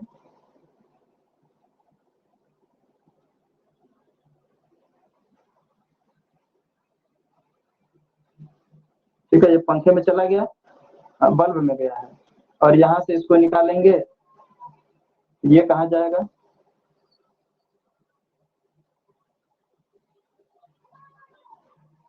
अब बताओ कितना वायर है? 3 2 5 ही तो है, कहाँ दिक्कत हुआ? आप सोच रहे हो कि स्विच में बढ़ाएंगे तो पूरा छत भर घुमा के लेके आएंगे, स्विच बोर्ड में ही अंदर कनेक्शन करना है तो पूरा छत भर घुमा के थोड़ा लेके आएंगे। आप समझ में आ गया? Yes sir. अब आ गया होगा। हाँ हाँ, अब एक अंधे आदमी को भी अगर दिखाया जाएगा तो वो भी समझ जाएगा। चलिए आइए, हो गया। तो अब ये काम यहाँ पर खत्म होता है, ठीक है। अब इसमें पूर्वानुमान एजम्पशन लिखते हैं, ठीक है। एजम्पशन क्या तैयार करते हैं, इसके नीचे अब एजम्पशन एक तैयार किया जाएगा। एजम्पशन में क्या लिखेंगे?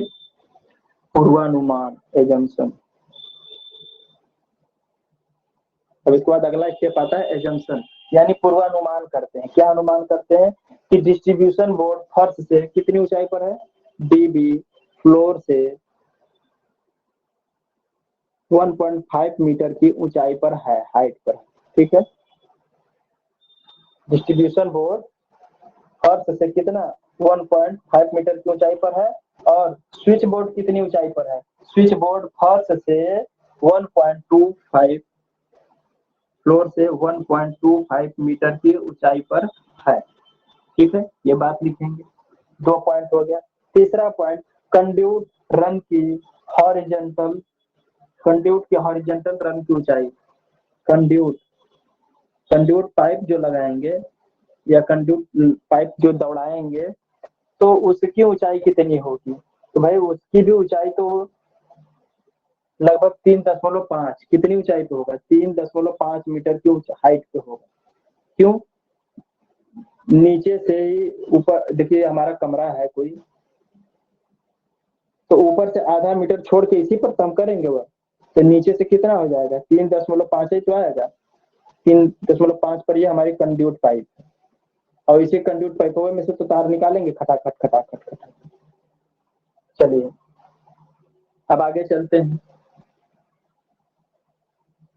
दीवार की मोटाई, दीवार की मोटाई कितनी है? अगर दीवार, एक कमरा ये है और एक कमरा ये है, अब हम यहाँ से वायरिंग करना, यहाँ पंखा लगाए, यहाँ बल्ब लगा, यहाँ ट्यूबलाइट लगाए, है ना, ये बल्ब लगा, ये ट्यूबलाइट लगा, यहाँ पे पंखा लगा।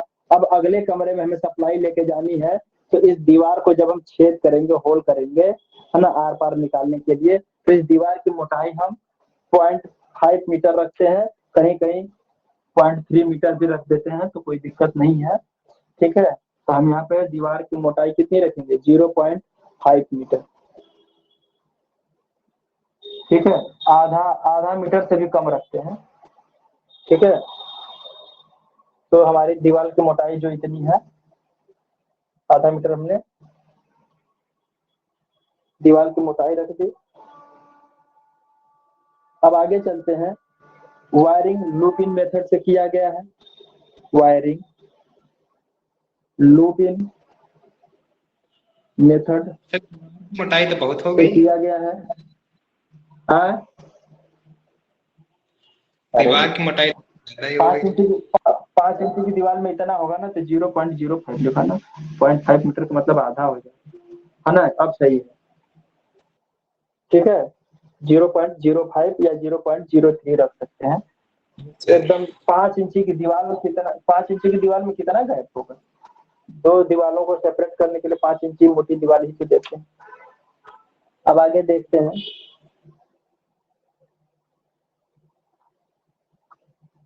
पीवीसी वाहक नली का उपयोग किया जाना है। पीवीसी कंड्यूट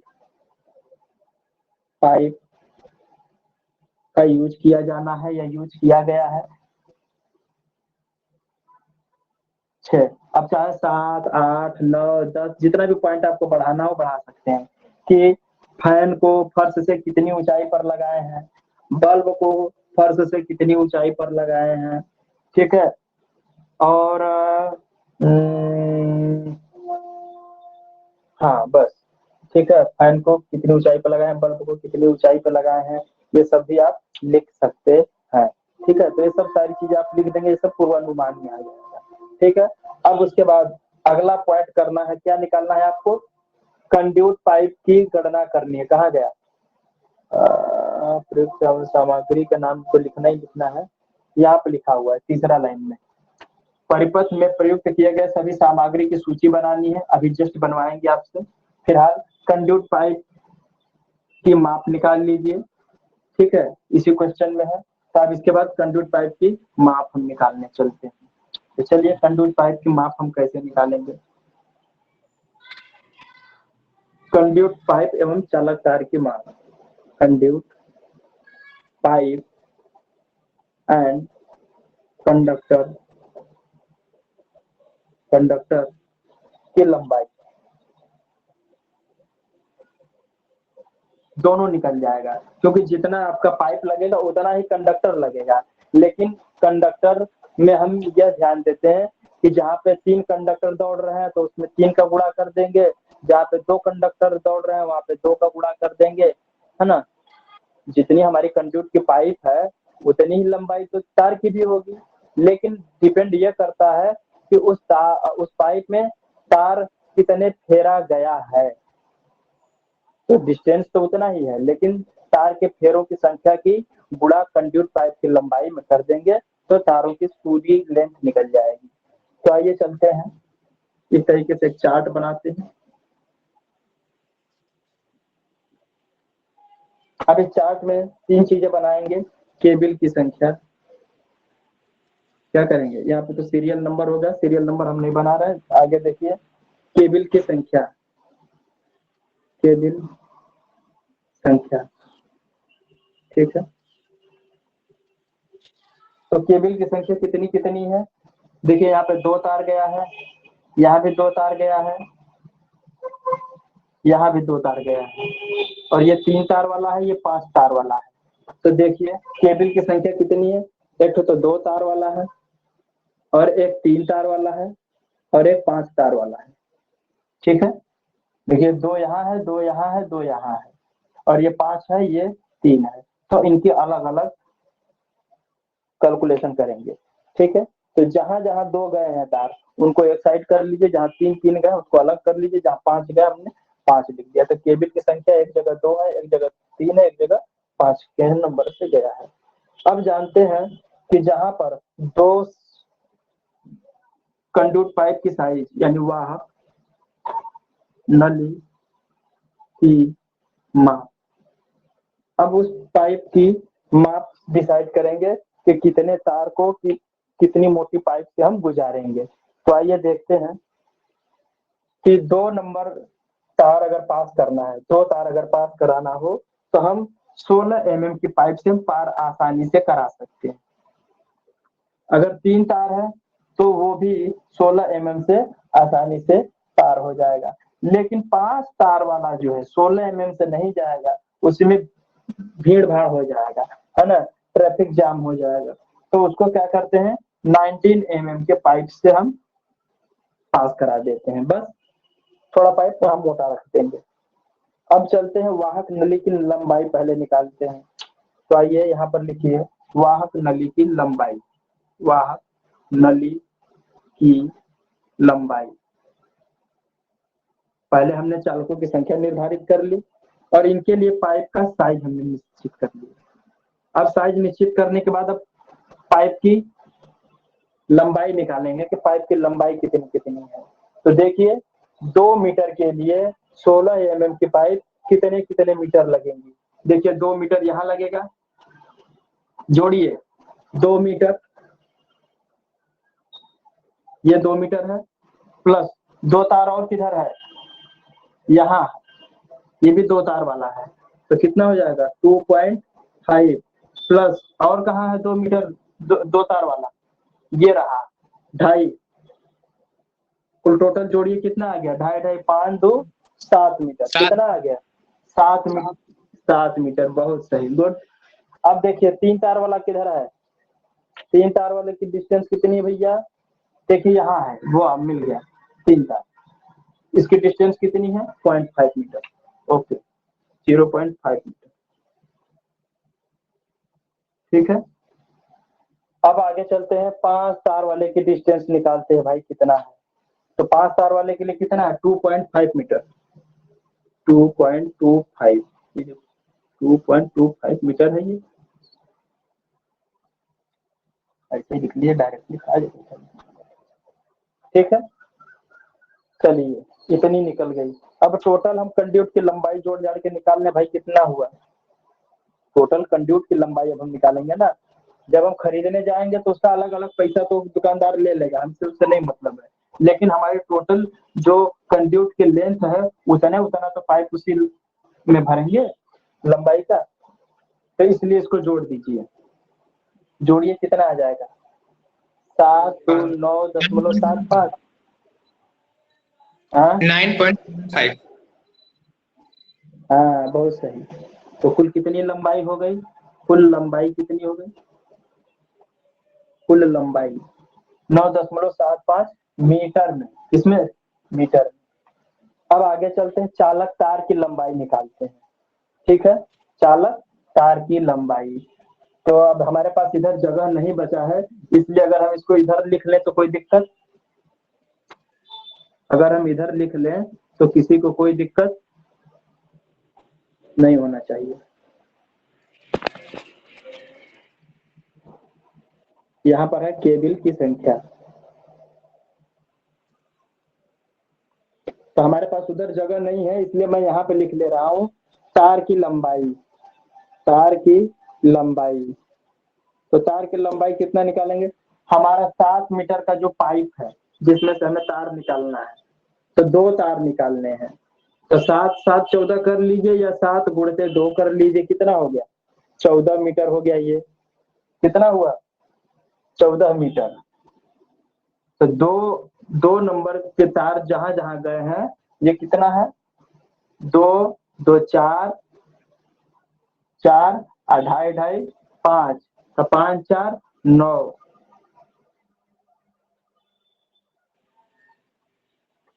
5 4 9 और कहाँ है? हाँ 9 और 9 5 14, 2.5 मीटर इधर जाएगा तो 2 तार जाएंगे तो 2.5 2.5 5 और 2.5 2.5 5, तो 5 5 10 और 10 4 14। देखिए 14 आ रहा है कि नहीं आया? समझ में आया कि नहीं है बात? Hello, yes sir. समझ में आ रहा है ना? ये नहीं कि पता चले बीच में आके यहीं छोड़ देना है आप लोग। अब देखिए 3 तार कितने मीटर डिस्टेंस तक लेके जानी है? 0.5 मीटर तक लेके जाना है। तो कंडूट हमारी 0.5 मीटर तक लगी हुई है, तो इसका गुणा इसमें कर दीजिए। 3 में से कितना आ जाएगा? 1.5 भाई, 5 3 15, 1.5 मीटर यानी 1.5 मीटर तार इसमें लगेगा। कंडूट आधा मीटर लगेगा तो चालक तार 1.5 मीटर लगेगा। क्यों? क्योंकि 3 बार है, 3 फेरा उसमें लगा हुआ है, या 3 तार गए हुए हैं कह सकते हैं। अब आगे चलते हैं। 19 mm की पाइप में 5 तार गए हैं, तो सोचिए डिस्टेंस कितनी है? 2.25 गुणा करके निकालिए कितना आया? सर 11.25, 11.25। बहुत सही, हाँ 11.25 मीटर ये हो गया। अब टोटल चालक तार की लंबाई कितनी निकलेगी? जोड़िए खटाखट तो। सर 26.75। गुड, तो 26.75 मीटर आ गया। तो यहाँ से आपने क्या निकाल लिया? कंडक्ट पाइप की लंबाई निकाल ली और चालक तार की भी आपने लंबाई निकाल ली, चालक तार की भी लंबाई निकाल ली आपने, ठीक है। और अब लिखेंगे नीचे, अतः वाहक नली की माप कितनी हो गई? यहाँ पे नीचे लिख देंगे सबसे नीचे। अब ये तो आपने चार्ट में ही बनाया है ना। अब नीचे लिखेंगे अतः वाहक नली की लंबाई, वाहक नली की लंबाई कितनी है? 9.75 मीटर एवं कुल चालक तार की संख्या, कुल चालक तार की लंबाई, कुल चालक तार की लंबाई कितनी आ गई? 26.75 मीटर। बस अब आपको सामग्री की सूची बनानी है। क्या करना है? सामग्री की सूची बनानी है। तो जब सामग्री की सूची बना देंगे तो ये 5वां नंबर आपका पूरा सेक्शन कंप्लीट हो जाएगा। तो चलते हैं सामग्री की सूची बनाने। तो सामग्री की सूची हम बनाएंगे कि आप लोग किताब से बना लीजिएगा। हम सारे नाम आप लोगों को बता दे रहे हैं कि क्या क्या लगेंगे। तो देखिए सामग्री में आप क्या लगाएंगे? जब कभी भी घर की वायरिंग वगैरह करेंगे तो सबसे पहला काम एक तो मेन स्विच तो लगाएंगे ही। मेन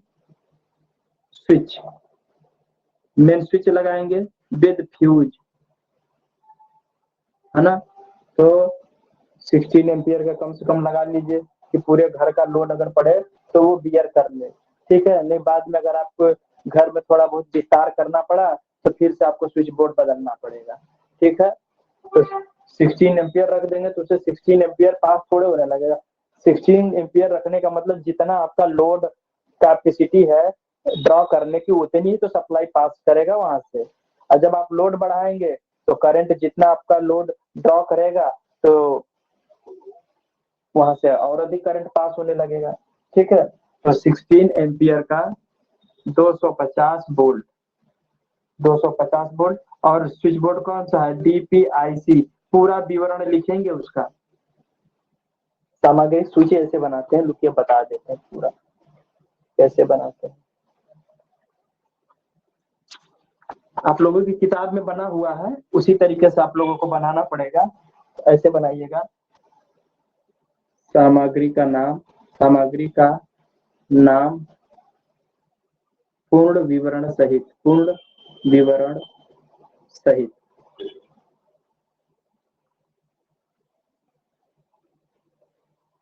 ठीक है।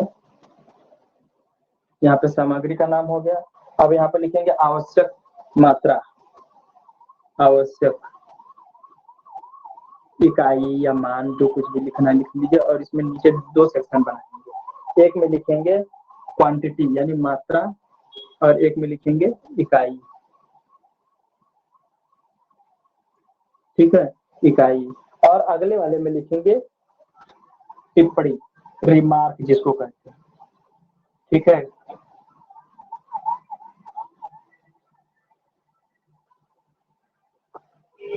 अब यहाँ पे आप लिखेंगे 16 ampere 250 volt IMDb with fuse. ठीक है, कितनी लगेंगी? एक लगाई है आपने। ठीक है, हाँ, इकाई कितनी है? एक है। ठीक है, या फिर संख्या के ऊपर एक हमने लगाया है, बाकी संख्या के आधार पर, है ना, जितनी संख्या हमें जरूरत पड़ेगी हम उसी संख्या के आधार पर लगा रहे हैं। जैसे हम कहते हैं ना कि आम खरीदे, क्या खरीदे? जैसे हमने कहा आम खरीदा, लेकिन कितने? 2 रुपया के रेट से। तो उसी तरह कहने का मतलब है कि हम यहाँ पर संख्या आधार पर कितनी संख्या चाहिए, तो हमें एक संख्या चाहिए, क्या है ये। और टिप्पणी, तो सामग्री की सूची केवल बनाने के लिए कहा है। अभी मूल्य का निर्धारण करने के बाद तो बाद में आएगी। जब मूल्य का निर्धारण करने के बाद आएगी तो ये टिप्पणी और आगे खिसक जाता है। ये टिप्पणी यहाँ पे हो जाएगी और यहाँ पर तब मूल्य लिखेंगे, मूल्य, और यहाँ पे दर बढ़ा लेंगे तो, है ना, यहाँ पे दर हो जाएगा कि 20 रुपए की दर से 5 गो स्विच खरीदे हैं तो 20 पाँचे 200 रुपया टोटल खर्च होगा। इस तरीके से निकालेंगे। लेकिन अभी यहाँ पर केवल आप लोगों को हम बस यही बता रहे हैं कि सामग्री की सूची बनाना, ठीक है, मूल्य निर्धारण करना नहीं बता रहे हैं। तो स्विच एक लगा है और संख्या के अनुसार जितनी संख्या रहेगी उतना ही हम लगाएंगे। फिर दूसरा क्या आएगा? पीवीसी कंड्यूट, पीवीसी कंड्यूट आप लगाएंगे, स्विच लगाएंगे, है ना, स्विच लगाएंगे। आपको पीवीसी में लगाया, पीवीसी कंड्यूट लगाया है तो कंड्यूट पाइप 16 mm 19 mm ये लिखेंगे, प्लस कंडक्टर, कंडक्टर पीवीसी का, अरे कंडक्टर जो है आप कौन सा केबल लगाएंगे? देखते हैं कौन सा कंडक्टर, चालक तार, हाँ, एल्यूमिनियम कंडक्टर, कंडक्टर में एल्यूमिनियम का रहेगा 1.5 mm स्क्वायर, यही तो लिखवाए थे भी। ठीक है, ये लगा दिया आपने। ठीक है, तो ये हो जाएगा आवश्यकता अनुसार। ठीक है, एल्यूमिनियम का कंडक्टर जो है कितना है, वायरिंग में कितना आपका कैलकुलेशन निकल के आया? 26.975 कितना था? 26.75 जो भी निकल के आया हो। चालक तार की लंबाई और कंडक्ट पाइप की लंबाई यहाँ पे 16 mm का कितना था? तो 16 mm का आपका 16 mm का 7.5 मीटर 7.5 मीटर रखेंगे, और 19 mm का कितना आपने निकाला था? 0.5 मीटर रखेंगे। ठीक है, ये सारी वैल्यू सर भरते जाएंगे। ठीक है, और यहाँ पर कंडक्ट पाइप कैसे आपको मिलता है? मीटर से, ये भी मीटर के रेट से मिलता है। ठीक है, चालक तार ये भी मीटर के रेट से मिलता है। ठीक है, इकाई मतलब उसका मात्रक, है ना। अब उसके बाद चलते हैं, जहां जहां पे हमको मोड़ देना है तो बेंड पाइप तो खरीदेंगे ना, बेंड पाइप जहाँ पे मोड़ देना है, तार को नीचे उतारना है, तार ऐसे जा रहा है और इसको नीचे उतारना है, तो यहाँ पे बेंड लगाएंगे कि नहीं? इस तरीके से, इस तरीके से बेंड लगाएंगे, तो आपको बेंड खरीदना पड़ेगा। तो बेंड पाइप, है ना, या पीवीसी मोड़ कहेंगे, तो पीवीसी मोड़ भी खरीदेंगे तो कितने का खरीदेंगे? 16 mm के पाइप को मोड़ देना है तो 16 mm का खरीदेंगे, और 19 mm के पाइप में मोड़ देना है तो 19 mm का खरीदेंगे। ठीक है, अब इसका यहाँ पर लिखेंगे कि कितने चाहिए, तो जितने जगह आपने मोड़ दिया है तो इसमें लिख लीजिए, कोई 500 700 कुछ भी डाल देते हैं। ठीक है, ये आपको भरना पड़ेगा। अगर आपको कितने मोड़ देने पड़े हैं? केवल 1 2 3 मोड़ देने पड़े हैं, तो 3 मोड़ के लिए 3 लगाइए। देखिए सप्लाई ऐसे गई थी डीबी से, तो यहाँ एक मोड़ पड़ा है, और यहाँ जाने के बाद एक स्विच बोर्ड में गया तो एक मोड़ यहाँ पड़ा है, और यहाँ से जाने के बाद एक मोड़ बल्ब के पास पड़ा है। तो 3 मोड़ यहाँ हो गए और ये फिर चला गया पंखे में गया था। तो 1 2 3 मोड़ आपके पड़े थे, तो 3 ये हो जाएंगे और 19 mm वाला 1 लगेगा, 19 mm वाला 1 लगेगा, इसको 1 कम कर दीजिए क्योंकि यहाँ पे ये 19 mm का लगेगा। ये 2 ये हो जाएंगे, 1 ये हो जाएगा, ठीक है। अब उसके बाद सीलिंग रोज क्या लगेगा, सीलिंग रोज पंखा में सीलिंग रोज, ठीक है। सीलिंग रोज लगेगा ट्यूबलाइट को सप्लाई देने के लिए। जैसे यहाँ पे ट्यूबलाइट लगाते हैं दीवार पे तो उससे पहले एक गोल सा बक्से जैसा ऐसा दिखता है, हाँ, और इसी के अंदर से ही कनेक्शन हम क्या करते हैं, बीच में से निकाल लेते हैं, है ना। सीलिंग रोज इस तरह होता है, तो सीलिंग रोज में से अंदर से कनेक्शन करके ट्यूबलाइट के लिए निकाल लेते हैं, ठीक है। जंक्शन बॉक्स लगेगा, क्या लगेगा, जंक्शन बॉक्स लगेगा, बल्ब लगेगा, होल्डर लगेगा, टम्बलर स्विच लगेगा, प्लग लगेगा, सॉकेट लगेगा, ठीक है। और क्या क्या लगेगा, भूतार के लिए अर्थ वायर के लिए कनेक्शन देंगे और पाइप को दीवार पे फिट करने के लिए सैडल लगेगा। सैडल भी कितने लगेगा, 16 mm का लगेगा, एक 19 mm का सैडल लगेगा, ठीक है। तो ये सारी चीजें आप बना करके एक सारणी तैयार कर देंगे, हो जाएगा यहाँ तक। हेलो हेलो बताइए। जी सर, हो जाएगा। है ना, सारणी आप बना लीजिएगा, सारणी किताब में भी दिया हुआ है। तो जो जो सामग्री आपकी लगेगी, जैसे कि होल्डर लगेगा, ट्यूबलाइट के लिए ट्यूबलाइट की फिटिंग लगेगी, गुल्ली लगेगा जहाँ गुल्ली की आवश्यकता पड़ेगी, स्क्रूप लगेंगे जहाँ स्क्रूप से कसना होगा, फिर उसके बाद पाइप लगेगा। पाइप अगर 16 mm का है तो 16 mm पे बेंड झुकाव देना होगा, तो 16 mm का बेंड पाइप लगेगा, ठीक है। और जहाँ पर 19 mm का पाइप लगा है तो वहाँ पे जोड़ने के लिए पाइप को रिड्यूसर लगाना पड़ेगा, क्योंकि 16 mm की पाइप को 19 mm की पाइप से जोड़ने में थोड़ी दिक्कत आएगी, तो वहाँ पर रिड्यूसर लगता है। रिड्यूसर एक साइड 19 mm का होगा और दूसरी साइड कितने mm का होगा, 16 का होगा। 16 तो 16 वाला फिट में हो जाएगा और दूसरा साइड 19 mm का होगा तो उसमें 19 mm फिट हो जाएगा, ठीक है। तो इस तरह रिड्यूसर का भी प्रयोग करेंगे, ठीक है। और जंक्शन बॉक्स की भी व्यवस्था करेंगे, है ना, जहाँ पर दीवार पर किसी ऐसे जगह पे जहाँ से 3 दिशाओं में, चाहे 4 दिशाओं में, चाहे 2 दिशाओं में अगर सप्लाई हमें दौड़ानी है, एक जमीन की तरफ नीचे की तरफ लानी है, एक हॉरिजॉन्टल दौड़ानी है, तो वहाँ पे जंक्शन बॉक्स का इस्तेमाल करेंगे, ठीक है। तो ये सारी सामग्री का नाम आप तैयार कर लीजिए, ठीक है। तो इस प्रकार से एक हमने हाउस का वायरिंग करना सिखाया, एक कमरे का वायरिंग करना सिखाया, और एक क्वेश्चन आप लोगों के लिए छोड़ दे रहा हूँ, उसको कल आप लोग तैयार करके हमको उसका सलूशन बताइएगा, क्वेश्चन नोट कीजिएगा।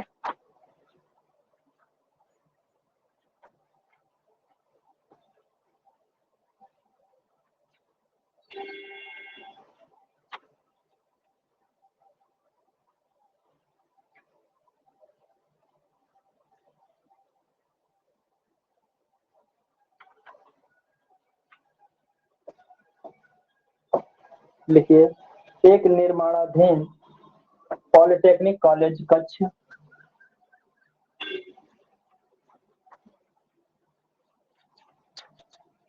आराम से करिएगा, क्वेश्चन मजा आ जाएगा सॉल्व करने में, घबराइएगा नहीं। लिखिए, एक निर्माणाधीन पॉलिटेक्निक, एक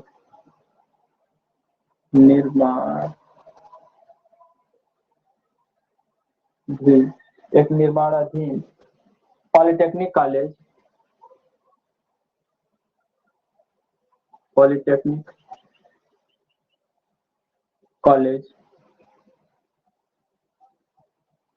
कॉलेज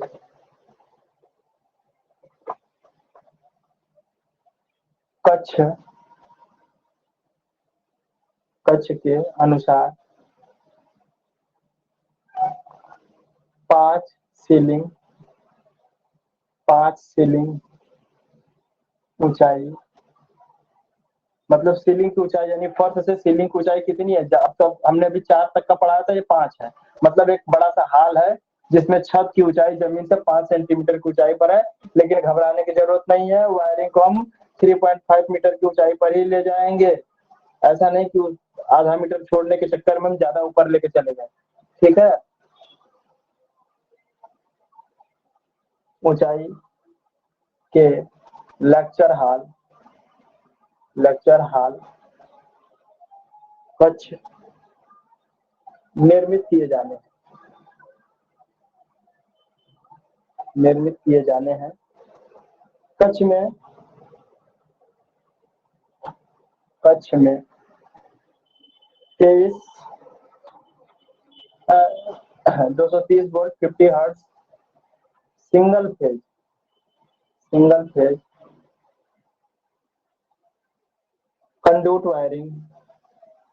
कंडक्ट वायरिंग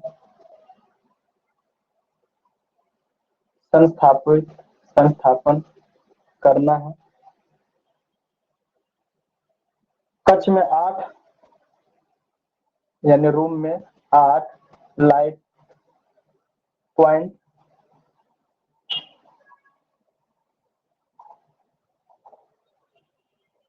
2 ट्यूबलाइट एवं 5 बल्ब लगाए जाने हैं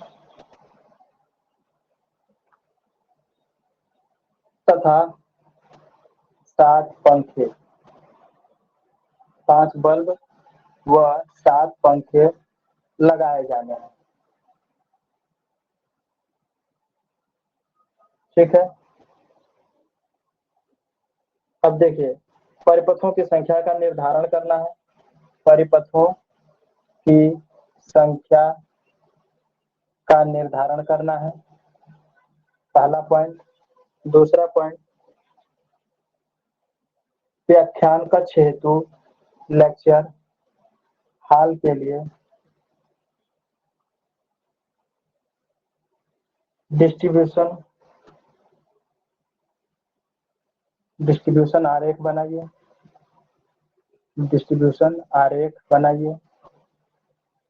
ठीक है, विद्युत डिस्ट्रीब्यूशन यानी इलेक्ट्रिक डिस्ट्रीब्यूशन का आरेख बनाइए। तीसरा पॉइंट है सिंगल लाइन आरेख बनाइए, सिंगल लाइन डायग्राम तैयार कीजिए। चौथा पॉइंट है कंड्यूट पाइप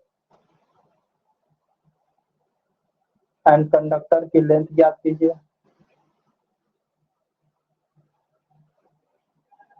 लंबाई निकालिए और संपूर्ण वायरिंग की, है ना, वायरिंग की सभी आवश्यक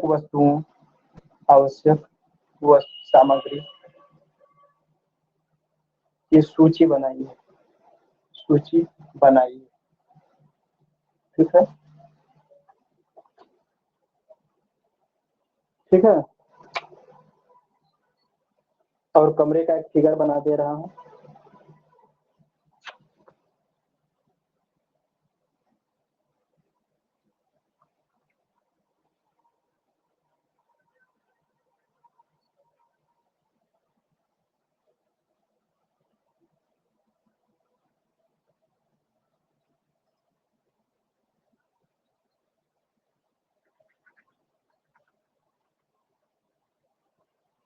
ये हॉल है, लेक्चर रूम है, और ये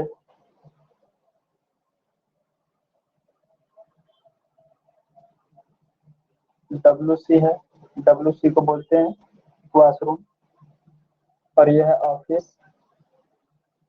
ठीक है, और यहाँ पर डोर बना हुआ है। टोटल इसकी वॉशरूम की 2 मीटर है चौड़ाई, और ऑफिस की चौड़ाई 4 मीटर है। ठीक, यानी कि कुल मिला के टोटल लंबाई कम चौड़ाई और लंबाई कितनी है? कुल 13 मीटर चौड़ा लंबाई है, जिसमें से WC की कितनी है 4 मीटर और 9 मीटर लेक्चर हॉल का है। ये साइज भी बना दिया गया है, ड्रॉ कर लीजिए।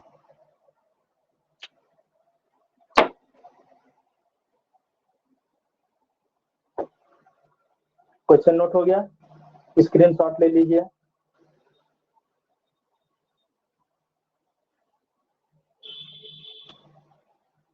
हो गया, सभी ने नोट कर लिया?